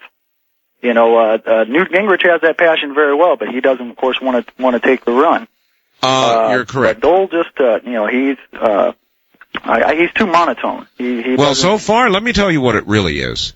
You remember the fondness that we all have for Walter Cronkite? Mm-hmm. Remember that? Yeah, oh yeah. He's kind of like Dad, right? Right. Well, Ronald Reagan, most Americans, love him or hate him, had the same sort of deep fondness for Reagan as the father figure. Right. Bob Dole does not fit into that category. To some degree, Steve Forbes does. Well, Steve Forbes says a lot of things that people like. Economically, he does have an idea of what global the economy is all about. Mm-hmm. You know, I've seen him on Nightline, I've seen him in other places, and as for world events, and it seemed like Ted Koppel was trying to get him on the world event. I know. Koppel was trying to say, oh, what do you know about Bosnia, or what do you know about the Middle East? And Forbes did have an answer. I mean, he's been writing editorials for Forbes magazines for a while. Sure. You know, and so he has an idea of what's going on just, beside money. And I don't like the idea of the way they're attacking him because he's a rich person. This is a capitalist country. Everybody has a right to earn as much as they can and go with it. And it's not right for But there is wait. There is a valid question to be asked, and I'm dealing with it myself, trying to. He has spent thus far $17 million. He's outspending his opponents on television by about 3 to 1. Big money. Really big money. Yeah, now, it's his money. That's right. It's a free country, and he's allowed to do it, but I wonder if he ought to be. In other words, that kind of money potentially distorts the democratic process. Well, now, okay, but on the other side of the coin, you got the ACLU pumping $35 million, I know. or the AFL-CIO. No, I know. Look, in the end, I think I come down on the side of he ought to be able to spend whatever he wants to spend, but I'm considering that argument. Right. Money talks, and we all know that what walks. Well, yeah, that's true. All right, well, I appreciate the call. Thank you. I do. I think he should be able to spend his own money. And this is the land of the free, home of the brave and the rich. And if they want to spend their money on ads, they can do it. Phil Graham has got a gigantic war chest.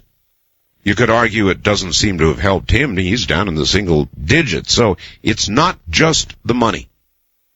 I don't think it's just the money. Steve Forbes has a personality. He's got a vision. He's got a message. He seems to exhibit leadership. And that's part of it. It's not just the money. Can a lot of money distort the democratic process? Yes, perhaps. But are we the land of the free?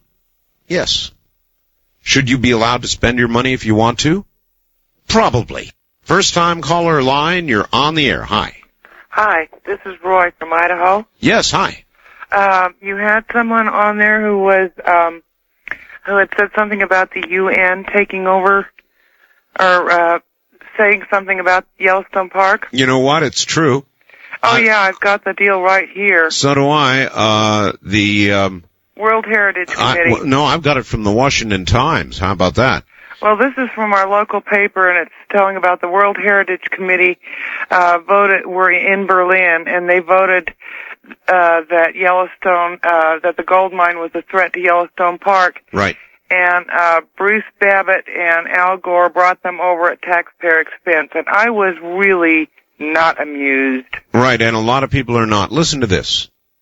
A UN delegation to Yellowstone National Park has spurred outrage among Westerners who accuse the international body of meddling in domestic policy. No kidding. After a 3-day evaluation by international experts, the World Heritage Committee, a bureau of the UN Environmental, Scientific, and Cultural Organization, declared Yellowstone a World Heritage Site in danger. Chief among the delegation's concerns was the proposed reopening of the New World Mine. A gold mine located near Yellowstone in Montana. But debate about the mine has all been but overshadowed by the uproar over the delegation itself.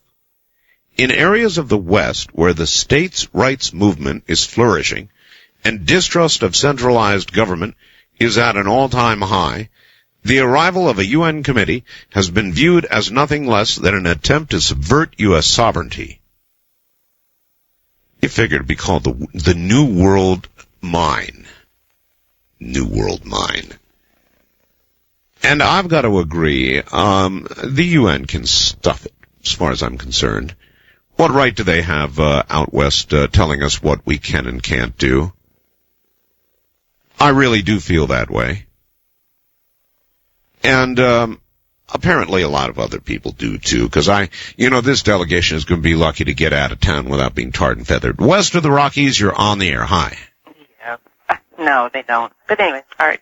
Long time ago, you gave out a picture. 10 years ago? Don't remind me. Ooh, I love it. So, I like it. I keep it handy. You've got it around, huh? I sure do. And I wondered if I sent it back to you, would you autograph it? No. No. No. You know why I have to say that? You know, don't you?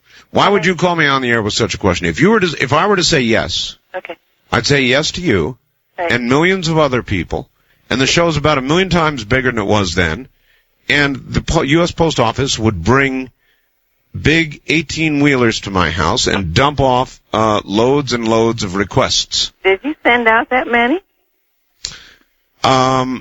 I sent off thousands. Oh, you did? Oh, yes. Oh. And that was long ago. Right. Well, not that long ago, Art. A decade. Well, okay.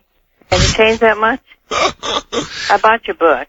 Oh, you did? Mm-hmm. Well, then you see a current photo of me in there, so you tell me, have I changed? No. Maybe I'm immortal. No. Maybe. Maybe you are. I liked the line I got, and I want some immortal to answer that. Did you hear me a few minutes ago? Somebody sent a fax and said, next time you get an immortal who calls, ask them how long they can hold their breath. I thought that was cute. It's a good question. Well, I still like your picture. I really do. So. Well, very kind of you. Thank you very much. And the answer, I'm sorry, has to be no. I did that once. I said, yeah, okay, send me a self-addressed stamped envelope and I'll send you a photograph. Biggest mistake I ever made. I was getting photos copied, licking envelopes for weeks on end. Never again. All right, we're going to pause here. We'll be right back. This is Premier Networks. That was Art Bell hosting Coast to Coast AM on this Somewhere in Time. Good morning. Hey, Art, I've got to correct you on the comment you made. You can put anything on the net wrong. Today, Congress and the Senate passed the new communications bill, telecommunications actually, which will allow the government to censor the net. So what? Censor only in the sense that you can't send pornography to children. Is that outrageous? Is that too much censorship for you? Do you think you ought to be able to send pornography to kids? I don't. And so if they can regulate that, fine. This is from Hawaii, where, by the way, they're having a big debate. Hawaii, as you know, may be the state that begins same-sex marriages. I think there's a bill now. Somebody in Hawaii called me and told me about it, but they may do it, and then it's going to go to the U.S. Supreme Court, and if it is upheld there will be then same-sex marriages allowed in every state. Something to look forward to. Boy. East of the Rockies, you are on the air. Good morning. Good morning. Is that Mr. Bell? Yes. Mr. Bell, this is Dixon, Illinois. I'm listening to Sterling WSDR. WSDR, yes. We have 20 below zero without the wind chill factor. Oh, my gosh. Lucky yes. you. 20 below zero. And you know what else is beginning to happen that's very threatening? I mean, electrical power is beginning to be threatened. And yes, our power is often on and out. On and off, huh? Yes. And it is so nice to talk to you. I tried for over a year to get you. A year? Yes. Every night. Yeah. You really ought not say that. Why? Well, because it discourages people. No. I'm happy to talk to you. You're such an interesting man. Well, and you're right, we are quickening. Oh, yes, we are. I can feel my hair standing up in the back like you. Yes? Yes? Yes, there are many times I feel that. And it is coming because I have connection to Germany. I was born and raised there. I would have guessed that. I was born and raised there, and it is coming. Yes. What is going on over there, you have no idea. I have connections over there. Well, I'm going to be in Germany here this summer, so I'm going to go. I'm going to go take a look. Yes, you better take a look because it's a beautiful country. Yes, it is. I've seen some photos, and I'm looking forward to it. It is a beautiful country, and it's so nice talking to you. You're an excellent entertainer. And please keep your program. All right. Please. Thank you. Well, I'd like that too. Thank you very much, and I am looking forward to visiting Germany. It's really going to be a good cruise. I hope you guys get the brochure and come along. It's going to be a lot of fun. And, needed after a while, I suppose. Much as I love doing this, every now and then I've got to be yanked away from it by the scruff of my neck for my own good, I suppose. West of the Rockies, you're on the... Yeah, Art. Yes. Yes, have you ever heard of the organization called 800 Fair Tax? No. Sounds like a phone number. It's a organization, Yeah, that must be the phone number, though, right? Well, the phone number is the same as the name of the organization. Yeah, I knew you got a sneaky way to get their phone number in. And have you heard about the company that's making cameras that photograph the aura? As a matter of fact, I have, yes. Yes. Yes, you have. Oh, good. Would you like their number? No. They have a toll-free number. No. Huh? No. Would be interesting. I mean, if you want to send it to me privately, fine, but I don't. If you could interview them on your show. I see. Well, send it to me privately. And if you could interview the fair tax people on your show. Yeah. You know? Well, I could. Yeah, it's we really need it to change this country around. Well, how about a flat tax? That seems fair. It is definitely, it's the lowest flat tax yet. Well, the fair tax. You mean lower than 17%? Oh, definitely. Yeah. How can it be and be revenue neutral? It is. I'm asking, no. Than I can. No, you do it. They've explained it to you so much that you're interested, so you explained it to me. How? It'll increase jobs. It'll give the incentive to make more jobs. Slow down. Yep. Slow down. Yeah. I said revenue neutral. If you're going to say flat tax, replace the current system, you've got to come up with a revenue neutral number. In other words, produce the same amount of money. Mm-hmm. So, not on a wish and a hope there'll be more jobs. You've got to actually prove it. 1% on everything. 1% on everything? Yeah, fair tax. No. The 800 Fair Tax Organization. All right, well, that's enough plugs. Thanks. I don't think 1% on everything would do much of anything. That's just my view. We've got a lot more than 1% on most everything now. And still we are falling behind. We have a deficit. Bill Clinton brags he's cut it in half. That means, if he's correct, and that's arguable, that we are going in debt at half as fast as we were the year before. Doesn't mean we're cutting down the debt. It means we're going into debt at half the speed. That seems to be something people don't get. Wildcard line, you're on the air. Hi. Art, one heck of a pleasure. Glad to have you. Where are you?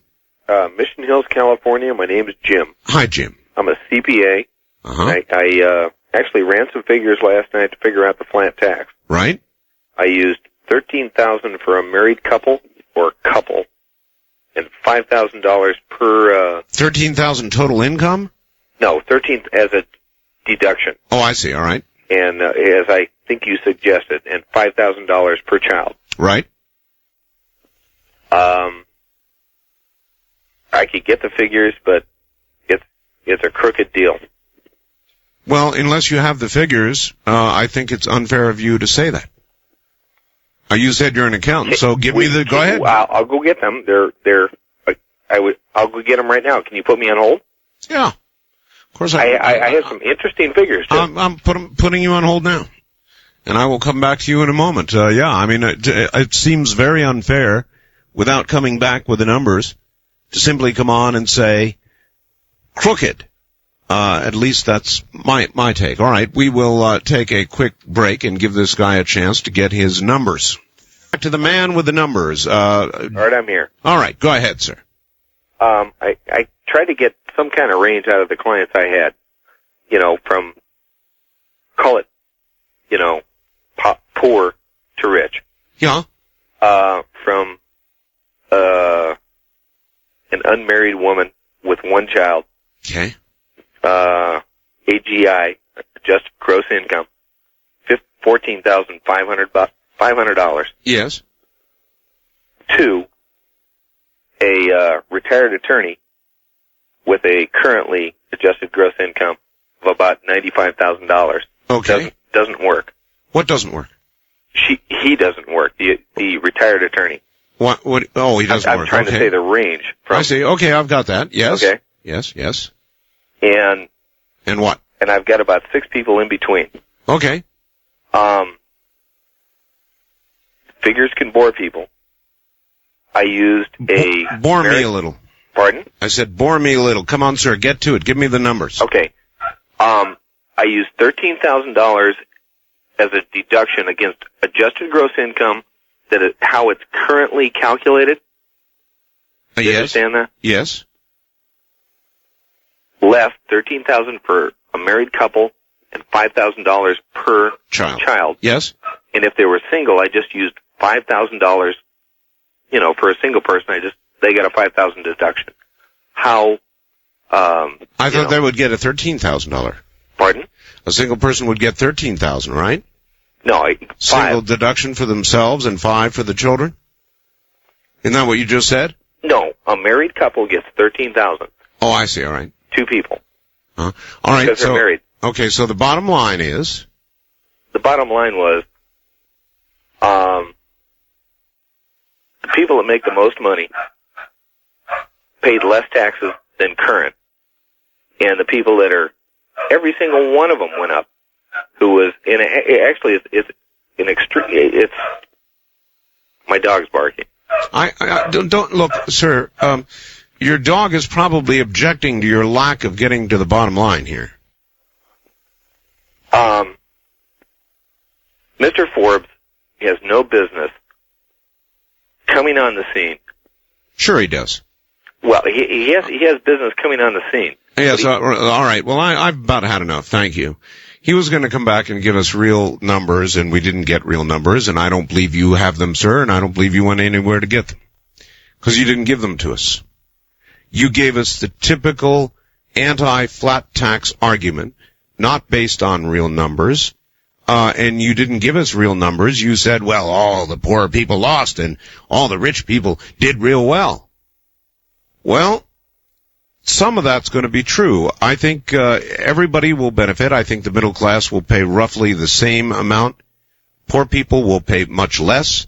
Rich people will pay much less. Now, that does bulge it, of course, into the middle class. Arguably, it does, but that is where all the money comes from anyway. And the bureaucracy and the size of the IRS and the collection agency and the whole mess, the whole range of deductions that allow the rich to skate anyway, all of that can be done away with, along with the bureaucracy. No, I'm a fan of the flat tax, and I have yet to have anybody prove to me it is a bad idea. And I've seen people taking shots at Forbes, but also without specific numbers saying it will not work. West of the Rockies, you're on the air. Hello? East of the Rockies, you're on the air. Good morning. Well, good morning, Art. This is Jeremiah from Evans, Colorado. Jeremiah. Yeah, I got 3 things to talk about. First, the flat tax, real quick. Yes. It doesn't work in SimCity, so I can't understand why it'd work anywhere else. Well, Jeremiah, you need to pull your head out of SimCity. I agree. Mm-hmm. On your video telephone thing? Yes. What happens if you reach an answering machine? Then you get an answering machine. I mean, could you... If your video phone isn't on, then it isn't on. Oh, really? So you couldn't compress the signal onto a regular audio cassette, could you? No. Oh, that's too bad. Also, with environmentalists, maybe an environmentalist could call up and explain to me why it's... Or actually vegetarians, I guess. Why it's okay to eat fish, but it's not okay to eat a dolphin. So you can kill a fish, but you can't kill a cat or this or that, you know? Well, you can eat a dolphin. Oh, of course. I think they taste kind of nasty myself, but... Have you eaten... Jeremiah. Mm-hmm. You've had dolphin? Yeah. I'm shocked. You are? Yes. I don't know. I think they're repulsive. They're probably what gives tuna its flavor, though. I think there should be a constitutional convention. Why? I think they should change the part of the presidential race where it says you got to be 35. Yeah. They should lower it by 20 years. Really? Yeah. So you could run? Yeah, I think I could do and a better job. What would Jeremiah's 15-year-old platform be?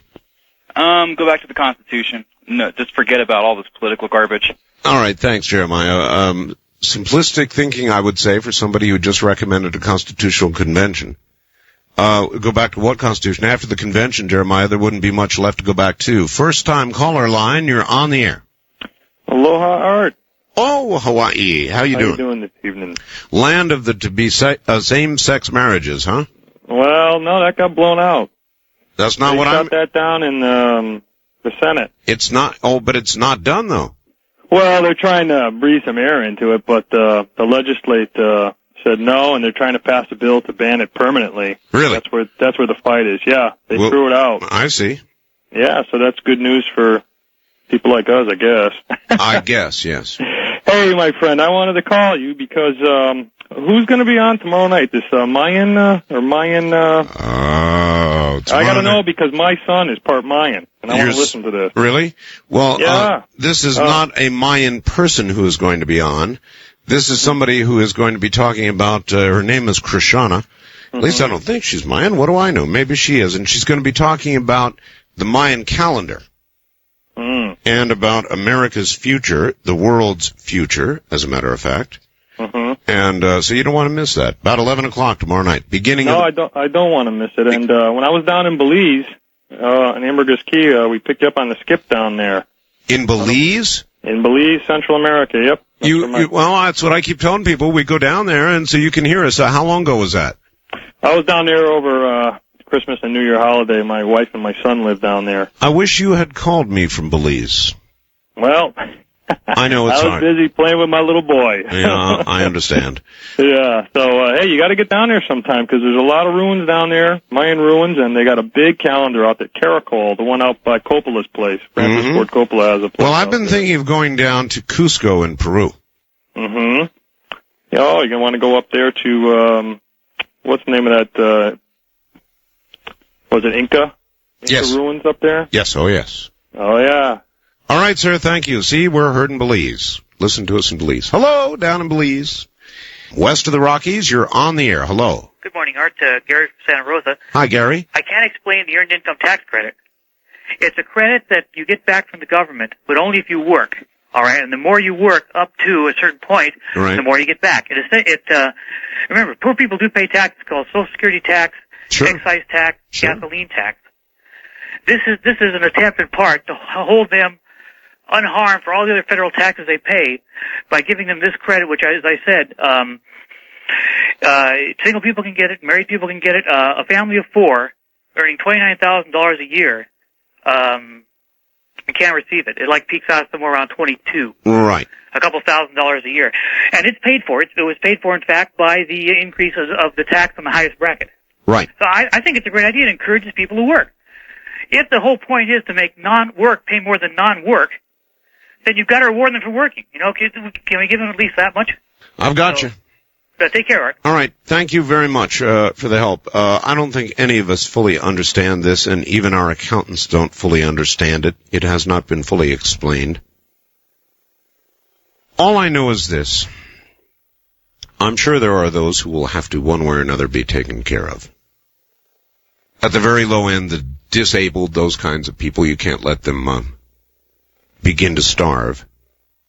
And there's got to be a way to eliminate the horrendous tax system we have now in the IRS and the bureaucracy and all of that, and simplify the whole affair, tax what is now in the underground economy, which I am in favor of doing, and just simplifying the whole mess. And that's what Forbes wants to do. Now, there are those who may fall through the cracks, and that question is going to have to be addressed. East of the Rockies, you're on the air. Good morning. Good morning, and greetings from Matt, the all-night studying, almost graduated college student in Central Kansas. How's it going, Art? All right, Dorothy country. Yeah, wanted to ask you a couple of questions. First off, you are on the air in Belize, and that's great because it looks like that's where I'm going to be going in the Peace Corps here in June, and I'll be able to listen to you down there. Well, would you do me a big favor and try and call me at least once? I certainly will. I'm not actually leaving until September, and the other thing I was going to say is I'm hoping to meet you because when I graduate, which is in May,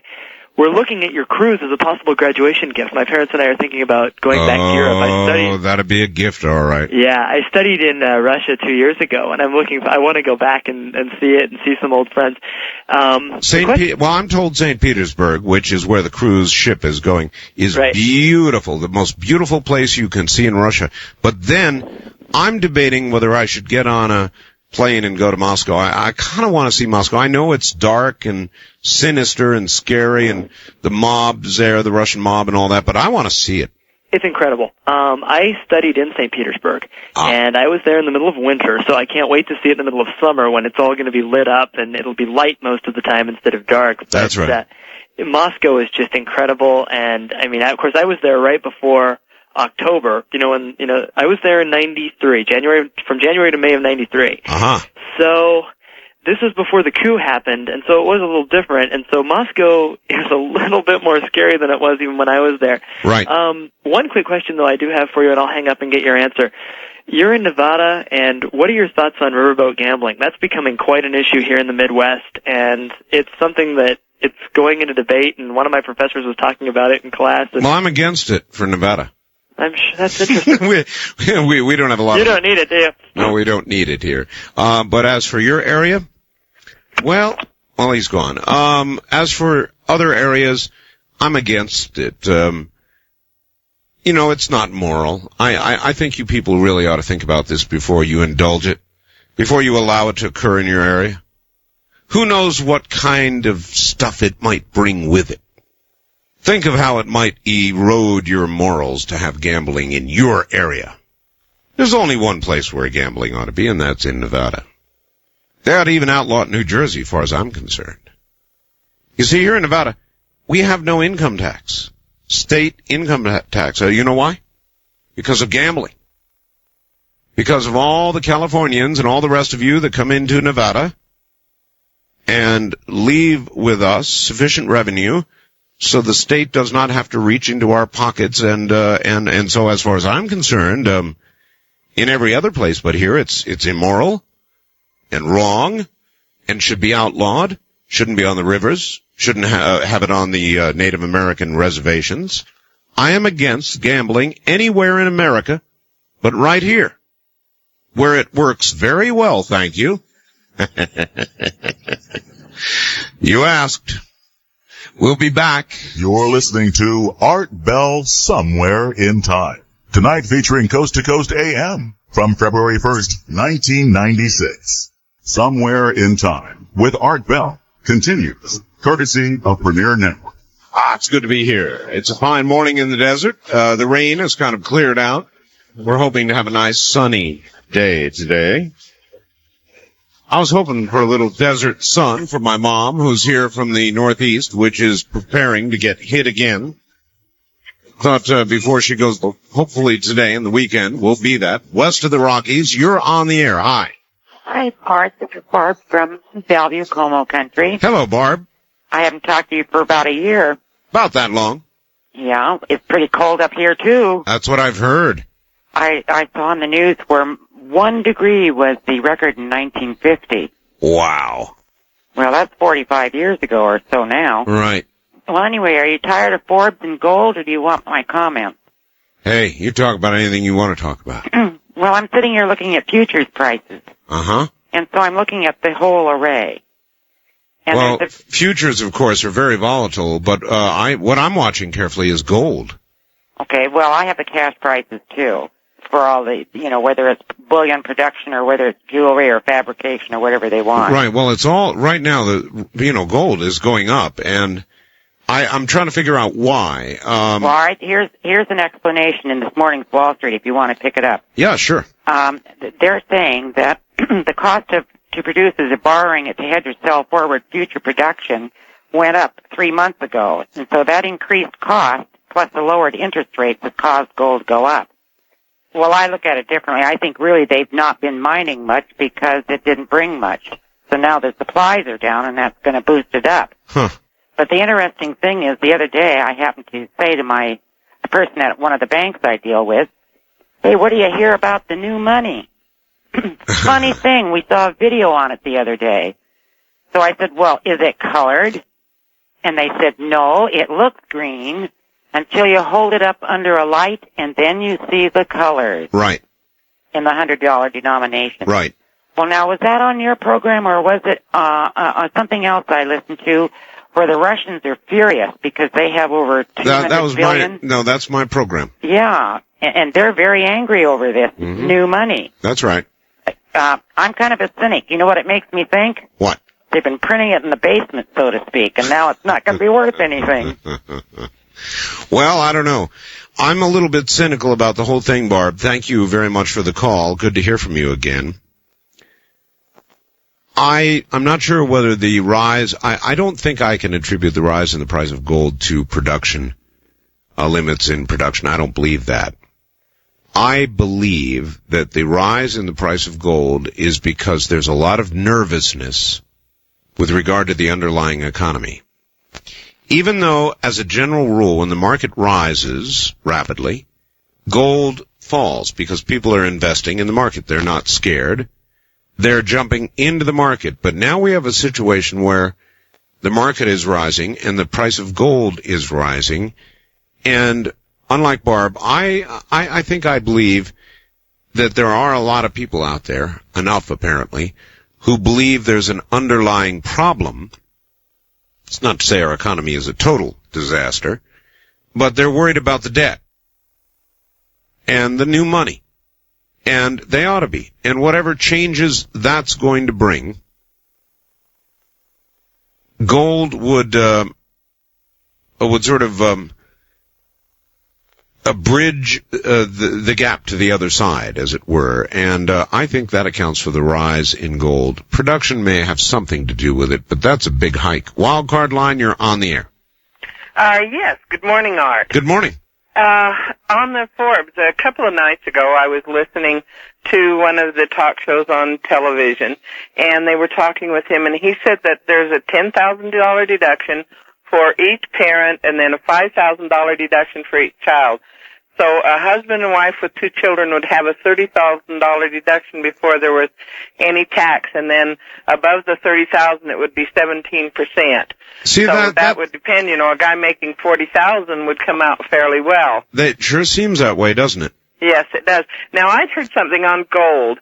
I can't remember where I heard it or read it or wherever, that they had chemically figured out a way to make lead into gold, and it acted like it and all kinds of things, except when you actually ran an assay on it, it still come up and said lead. I don't know how true that is. I know that's been a dream of chemists and alchemists for lot of years. Yes. So I don't know whether that's true or not, but when you buy gold, be careful. Make sure you've got a good assay on it. Well, that's why I like gold coins. $20 U.S. gold pieces are a safe buy. They're a good, solid ounce of verifiable real gold. Well, what I would like, I've got a few silver dollars, not the old ones that are worth a lot of money or anything, but the newly minted ones that were minted in 1984. And I think that if things really got tough and you had to spend this as money, they would be a lot easier to handle than with gold, because gold would skyrocket so much. And if all you wanted to buy was some chicken and some bread or something, you'd have a hard time with a $1,600 ounce of gold. So I would think that you need to have a little bit of silver that's a little less expensive and a little bit easier to stand. Well, I guess it couldn't hurt, but people seem to run to gold, and if you look at the price rise right now in silver, compared to gold, it's barely moved. That's true. But I mean, for availability, to have something that you can spend, you might want to have some silver around. No, that's right. I'm sure you do. Thank you very much. That's well said. First time caller line, you're on the air. Hi. Hi, Art. I had a plan for you there. How about a 10% for individuals, which would not be taxed on food, medical needs, medical supplies, etc., and a 20% on corporations and a 30% tariff flat across the board on all products imported into the U.S. Then we would have a trade war. Well, just the simple question. I'm in economics and finance. Well, I gave you a simple answer. Maybe. We'd have a trade war. You slap 30% on, everybody else will too, and we'll have a trade war. How would that help anybody?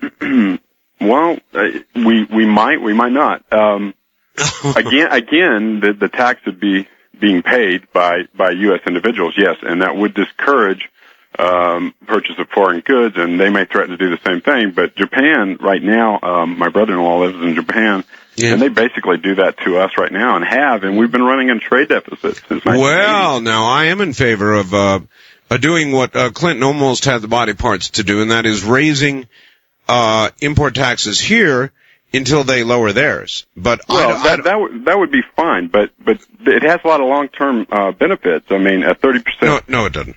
Well, since we're running a deficit already, even if we lost the foreign trade, you're looking at $700 billion right there, according to the U.S. What's been published, in the $700 billion range. Okay, even if you lost that, since we're running a deficit, you would, you're still gonna. I mean, the U.S. consumer is such that there's a fair amount of people out there who would be willing to pay the 30%. So you wouldn't really lose all that. I mean, you would only lose probably about 25% of it. Uh-huh. Which equates to about the deficit we've been running, and all of those dollars are leaving the country anyway and doing us no good in this country. All right, sir, I appreciate your call, but I disagree with your premise. I am very, very much interested in continuing to expand, not contract trade. But I want fair trade. And as long as it is fair trade, then everybody ultimately is going to profit.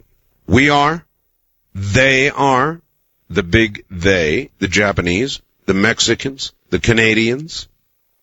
I'm a believer in trade. That is how we have become what we are. We began as little villages. We traded with each other. We were enriched by it. Then we became bigger villages and cities and traded with each other and became richer. And then states traded with each other. Then international trade came along. And slowly the standard of living in the world rose. And so I'm a believer in trade. Now, the Japanese don't play fair, and so if I was president of the U.S., I would have gone and done what the president threatened to do but didn't have the right body parts to do. He should have raised the tariffs until they cried, Uncle Sam. Then we'd have fair trade, free trade. Everybody'd be richer. Well, this is a good time. Look, North American trading sells gold coins for the most part, silver as well, but mostly gold. And I've been preaching about the new money, about the economy, about the price of gold for a long time now. Now, all of a sudden, the people that took my advice are significantly richer because the price of gold has gone up. You're making money, aren't you?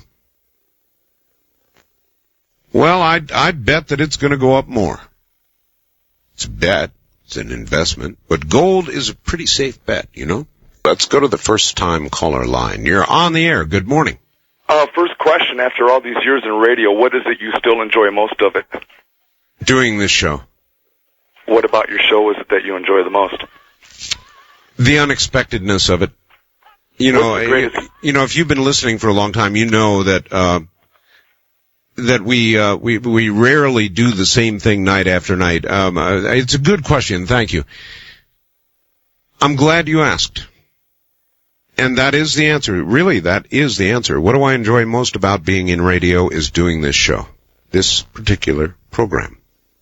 I love it because it is never the same. Now, this morning we're in a broad discussion about the flat tax and Forbes and politics, but we as easily could be off onto something totally different, and it varies day to day to day, and I am absolutely more than ever convinced, particularly after this last round of surveys that have come in, that a broader scope in talk radio is being well received by the American public.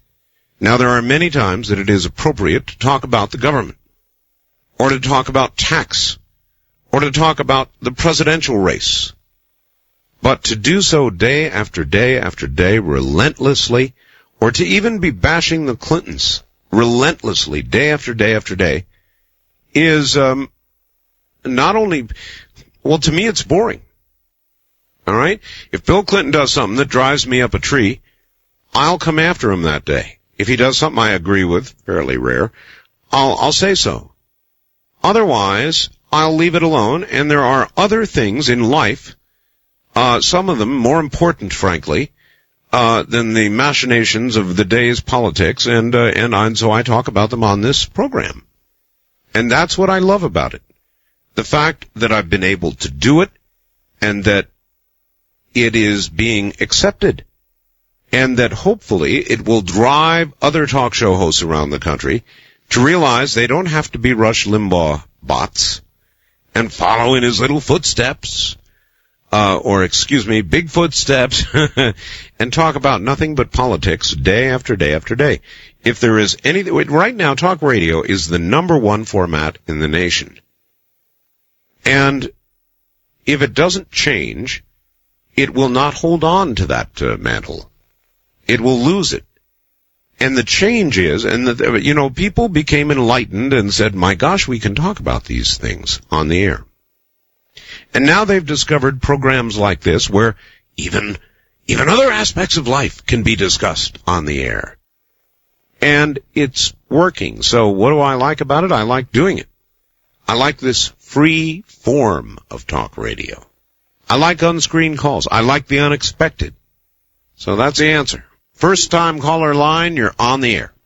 Yes, hi. Hi. I'm calling from Phoenix. My name's Ernie. Hi, Ernie. I'm kind of glad to get through. I was just calling to tell you, a few days ago on a local radio talk show here in Phoenix, there's a fellow by the name of Bob Mohan show. Oh, I know Bob. Yeah, he had a guest on there that it occurred to me, he had said one time in his show that he'd wanted to talk to you, but anyway, he had a guest on there who gave classes. He was a kind of a prevailing liberal kind of guy, and he gave classes to people who who called radio talk shows. You're kidding. No, you don't know, and I was calling you to tell you this because I've heard on your show this Charlie character a couple times. You think he's a graduate of the class of 70 or something? Well, I would bet money he's probably taken this class. So, and I thought of that, and it was just a few days ago. You might want to call him and get this guy's name or something. But that's funny. He actually gave classes. How did Mohan treat him? Oh, real nice. He has people who disagree with him quite often on there. I know. Oh, I like Mohan. He's a nice guy. It's a good show, and he had this guy on there, and he was doing the same thing, and they're taught to raise their voices. And keep talking faster, and right, and exactly what this character call your show does. Yep. This Charlie character, and I thought, I bet that guy's got a. And also, isn't there some sort of piece of equipment that these guys get that they can get into your show easier? No, there isn't. Well, I mean, you can get speed dialers, that kind of thing. Some sort of equipment that will speed dials. There are some that will sit at phone banks and keep dialing on several lines until they get through. That sort of thing. Yeah, it's probably something like that. I don't know, maybe somebody finances that for him or something, but, well, I don't know, I could spend the whole night talking with you about different stuff, but you gotta go. Well, I've never heard of what you just said, but it does make sense. Has anybody else heard about that? Bob Mohan had a guest, huh? Who teaches people how to be a liberal talk show caller? Yeah, I'd like to have that fellow on. That sounds like fun. He instructs them in the ways of liberal arguments on talk shows. I can think of several probable graduates. West of the Rockies, you're on the air. Hi. Let me get the radio here. Yes, get the radio there. Okay. What I'm calling about is you're talking about censorship on the Internet and how That's you're right. for it. No. I do not think that turn your radio off, please. Somebody have the radio on in the other room? Yeah, turn that damn radio in the other room off.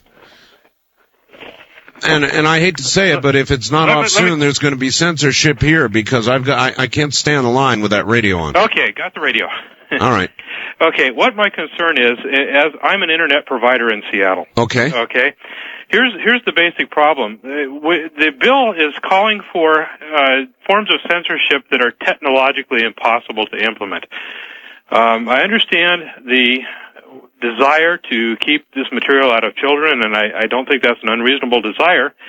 But the Internet was developed for many years when it was just available to government and academia and the military. Right. There was no need to have mechanisms in it to censor, and now the technology isn't there yet. And I am in a position now of either having to... All right, then they will not be able to enforce. So now let us assume that you as a provider, all right, that somebody passes pornography through your server. All right, I don't think the feds are going to come knocking down your door. Well, they're going to come to you and they're going to try to find out the identification of the person who sent the pornography to the minor. And you may be responsible for providing that. If the bill was written such that it was just the provider of information, then I wouldn't have a problem with it, but in fact it's not. It very specifically puts the burden of censoring on the carrier, and there's things like IRC, Internet Relay Chat, you're aware of that. They have a channel dedicated to you. Yes, sir, but as you pointed out, it's technologically impossible. Exactly, so I'm at risk of going... They cannot, no, you're not at risk. If they technologically cannot prove that you knowingly, that's an important word, and that's in the bill, that you knowingly allowed the passage of this or encouraged it even, then they would prosecute you. They can't do that. But here's the problem. There's something like IRC. Now, by having IRC on the system, I know there's going to be pornographic material on that. But my other option is to take it off, to take news off, because news will carry pornographic material from all over the world. So I have no USET news, no IRC, take FTP, because somebody might FTP to another site, and I know that's going to happen if it's available. So basically, by the time you eliminate everything that could fall into that category, you don't have a service left. And I'm at risk now for a business that I spent 12 years building up. Now I have to worry about going to jail for just doing business. And I think you're overreacting. Well, you're not in my position. You're not the one that's at risk. No, but I am aware of what's going on, and I believe that you are overreacting to this. Well, a lot of people feel the way I do about this, and I know that. I know how they feel. It's a bad situation for us. It needs to be spelled out. All right. I'll tell you what. I'm at a break point here, but I'm willing to hold you over. Okay. So stay right there, will you? Sure. All right. Good. We're at the bottom of the hour, and we're talking about the new telecommunications bill and the provisions in it that are going to try to stop the passing of pornography to minors. Will it end the Internet as we know it? I don't think so. We'll be back. The trip back in time continues with Art Bell hosting Coast to Coast AM. More Somewhere in Time coming up. We're listening to Art Bell Somewhere in Time. Tonight featuring Coast to Coast AM from February 1st, 1996. All right. We're going to talk a little bit about the Internet now. And we've got an Internet provider on the line, and so he's a good guy to talk to. Are you still there, sir? Yes, I am. Art? All right. Before you start out, we've got plenty of time. I want to ask you a couple of questions. Sure. I presume, first of all, that you are not comfortable with the idea of child pornography being passed on the Internet, number one. Absolutely. All right. And you are not comfortable with the idea of pornography being passed to children on the Internet, number two, right? I agree with that, where the parents don't want it to happen. I think that should be a parental decision, is my view on that. Oh, I think society has an interest, even beyond the parents, if they're unwilling to take that responsibility. Children. One of the things you have to look at is that culturally, different cultures have really different views. Yes, and our culture, sir. But our country is a mixture of different cultures. Well, it does not distribute, nor should it, pornography to children. Well, a parent can go into a 7-Eleven and buy a Playboy and do what they want with it, and I think that the situation with the net, a lot of times you look for parallels in other non-network areas. If something's illegal in physical mail, then maybe you shouldn't do it on the net either by the same token. Well, a lot of things that are totally illegal in physical mail are being done on the net, and you know it. But, they are, but they're also being done illegally in physical mail, and people are being prosecuted for it, right. as they should be. To cover those situations. Sir, as they should be. I'm not arguing that point. I agree with you. Well, then what would you do as the net guru, if you were, with regard to these problems? How would you address the problems? Well, my feeling is that right now, the technology isn't sufficient, and it's going to take time for it to become sufficient, and you have to look at the amount of time that it developed over before it got into the mainstream public view, and understand that you're going to need a developmental period that's in that realm. Some problems are very difficult to solve. Internet relay chat, as I started to mention, is a real-time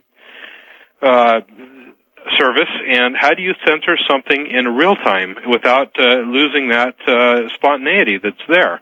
On a radio show like you have here, you have a tape delay, so if somebody says a bad word, you can hit a button. That's right. That's right. But in IRC, you don't have a delay, and you would really ruin the spontaneity, because it's not just a two-people conversation and then going to the air. It's a everybody can participate type situation at the same time. In other words, it's not an audience. I know how it works. Okay, so there's problems that I don't see a good solution for there, without saying that parents have to be involved with what their children's doing. All right, let me give you a parallel. All right. Okay. A better parallel. In the amateur radio, ham radio world, we have what are called repeaters. Right. These repeaters are licensed to individuals. Okay? Okay. The individuals who run these repeaters and have the license are ultimately responsible for that which goes over the air. And if somebody gets on there abusing, swearing, cussing, doing whatever, the licensee is potentially in trouble, and the licensee is required to monitor as best they're able. And the Federal Communications Commission is not arbitrary. They don't come charging after people if the S word or the F word gets said occasionally. But if it is an ongoing real problem, the Federal Communications Commission moves in, and the guy might lose the license or get fined. Okay, here's the problem, though, that's different in the Internet, okay? The Internet has become the people's voice, the ability for people to talk to the masses, and it's become a method for people to form grassroots associations and there's a lot of politics that happen on the net. Now, fine. Well, nobody will censor that. Now, hang on a sec. Now, you say that, but if you've got a situation where the laws are ambiguous, in other words, they say the carrier can be held for this, liable for this. They didn't say a word about politics, sir. It's not that ambiguous. Hold on. You're not letting me finish here. But if you take a position politically that's unpopular, they can then say, hey, but you're distributing pornography and come after you for that, even though that is not. You see what I'm saying? It's something where they can enforce the law arbitrarily. And that gives them a tool to censor political views, even though that is not what the law was intended for. I think that unless there is an aggravated, conscious effort to allow the passage of pornography, they're not going to come after you because they dislike you politically. Well, see, you can take that view. I mean, after all, look, if somebody disliked you politically, they could come after you with the IRS, the FBI, the ATF, and a million other agencies. Yeah, but with the IRS, I know that my taxes, I don't cheat on my taxes. I have records. I have an accountant that takes care of this stuff for me. I know that they can audit me, but they're not going to find anything wrong. And, sir, as an Internet provider, you can show that you did due diligence in trying to prevent the passage of pornography. You did the best you could, and under those circumstances, they are not going to prosecute you. And I believe that's a lot harder to prove and a lot less cleaner of a situation than with paper numbered tax records. All right. Thank you. We've got to leave it there. I sympathize with your position, but I don't agree with you. I think that in America we do have certain moral standards, and one of them happens to be that we do not pass child pornography. It is against the law to do so through the mails, and should be against the law to do so over the Internet. We do not pass pornography to children, and I think it ought to be against the law to do so. I don't have a problem with it. Now, I realize a lot of people on the Internet are very libertarian-minded. All of the surveys that are done show Harry Brown to be the favorite candidate of those on the Internet. He is an aspiring libertarian a presidential nominee. And that's fine. But I disagree, and there is some regulation that is needed. I don't want to pass around child porn. And I don't want it passed to children. And I'm adamant about that. And as we regulate the males, as we regulate amateur radio, as we regulate broadcasting in the mass media, so then we should regulate the Internet, and laws should apply there just as they do everywhere else. I don't have a problem with it. And I think you're overreacting. Wildcard line, you're on the air. Hello, Art. This Hello. is Mark here from KHVH in Honolulu. Hi, Mark. How you doing tonight? Okay. I think, most everybody I've talked to on the net and through the IRC and other places with the Internet, they pretty much feel that way as well. I think the argument about distribution of pornography to minors has to do with a lot of them think that there should be more parental input into it, and there is software available that can lock out any place within the Internet to minors. I think that's totally agreed upon. But I was reading a really interesting article in one of the magazines the other day about the Electronic Freedom Foundation. That would require some kind of identification. If you can use pseudonames and handles, how can you identify a minor from an adult? Well, the adult, what the program does, this particular software, what it does is that the parent loads it into the system. And wait a minute, hold it. Whoa, slow up right there. Yeah. The parent loads it into the system. So in other words, it requires parental intervention. Yeah, the parent, and there are some kids, kids learn so much about computers in schools nowadays and everything. Exactly. All right. Why do we have a movie rating system? Why do we not allow children to go into X-rated movies? Well, it's the same reason why we wouldn't want them getting passed on to either arbitrarily going into one of the areas on the net that has it, so if they know how to download it. Exactly. It just comes up arbitrarily. Or the other problem that they're having, which I have a real problem with as well, is people who distribute it knowingly on the net are actually interfacing through areas and finding out that it is a minor and then getting it loaded onto their email. And that's really disturbing as well. But the thing with the software is one way that it can be done. I agree that, there can be regulation so that is against the law as it is with sending it through the mail or any other way. Sure. And it causes a big problem with us on the Internet because the majority of the net are really responsible net citizens and community citizens. That's right. Almost on every place that I've been on. Well, these responsible net citizens will have nothing to fear from a law that prevents the passage of porn to children. Yeah, I agree with that. And the thing about it, though, is and wait a minute, it goes beyond that, sir. It is a conscious distribution of porn to children, or intentional. Intentional. That's right. That means you know what you're doing. That's right. Okay, so short of that, you're not going to be prosecuted. And I think that man who just we had on, who's an internet provider, is overreacting. Possibly so, but the thing about it is I've read a lot about this particular bill that's been going through, and there's a lot of discussion about it on the net, and the actual bill itself is up on the net, and the full thing. But one of the things is that there are other aspects to that particular bill that do cause problems with ISP, the service providers, and also they've set it up now so that they can survey in any locality 1,000 telephone or data links at any given time from a remote area. Right. And so what? They do that on telephone now. Well, I know. I heard you talking about that the other day. But the thing about it is that most of the people on the net, what they really look at this as is a further erosion of privacy, and for not really a good reason, because there's only been in the last 10 years something like about 85 successfully prosecuted cases against people who've actually been had surveillance on them through wiretaps. Yes.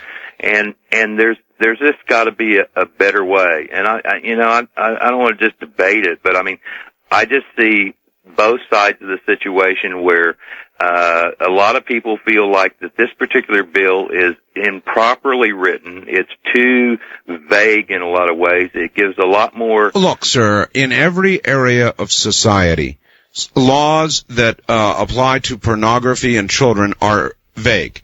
Of necessity, they are vague. Wait a minute. A Supreme Court justice even said, I'm not exactly sure how to define pornography, but I know it when I see it. Yeah, I agree. And I don't disagree with your premise on pornography, specifically, and specifically to children. I just think it shouldn't be allowed. It's not allowed through the mails. It's not allowed to be openly sold over a counter, even if it's a specialty shop or anything like that. But it's some of the other writing that's actually in this law that covers it. Give me a specific objection.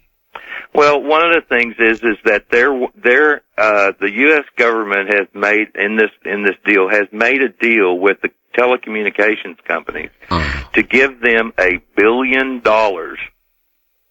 of taxpayers' money to be able to go back through their systems, because all telephoning now is really computerized. Yes. Mm-hmm. So they've given them that money. They're going to give them that money. They haven't done it yet because it hasn't been appropriated yet. The money hasn't. But they are setting it up so that they would have to go back at the average citizen's expense to be able to put the programming into their computerized telephoning systems to be able to have all of these wiretap systems, which includes the whole of the Internet, because it is connections of computers and servers. All right, well, over yes, the world. but it is merely, all right, thank you. It is merely an extension of, for example, what the Federal Communications Commission does now with broadcasting. They monitor broadcasting.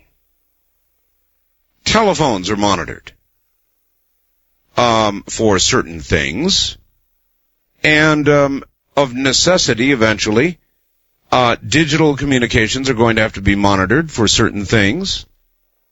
We don't want people planning bombs and planning crimes on the Internet. You know, let us go back to the original definition of freedom, all right? Freedom means that you are free within certain limits, and there are limits. Like everything else, there are limits to freedom. You are free to do this and or that, but you're not free to distribute child pornography. You're not free to plan or conspire a crime. And so the Internet is going to have to be watched as telephones are watched, as the mails are watched, to the degree that things that we as a society do not want to go on, don't go on.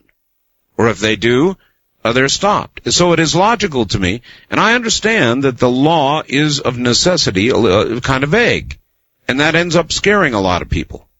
But I don't think the Internet police are going to be closing in on some poor little guy running a server or running a Internet access, and something slips through. It's like every now and then, even on this program, I've had a word over the years, the S word, probably the F word, although I don't think so. I think I've caught them. But, you know, every now and then it happens.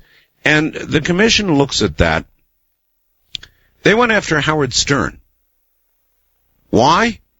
Because it was a daily diet of objectionable material, what a lot of people consider to be objectionable material. Day after day after day. Intentional, repetitive, and to many people who wrote in and complained, so they went after him. And it's going to be kind of that way on the Internet. If an occasional word slips, they're not going to come tearing into your house.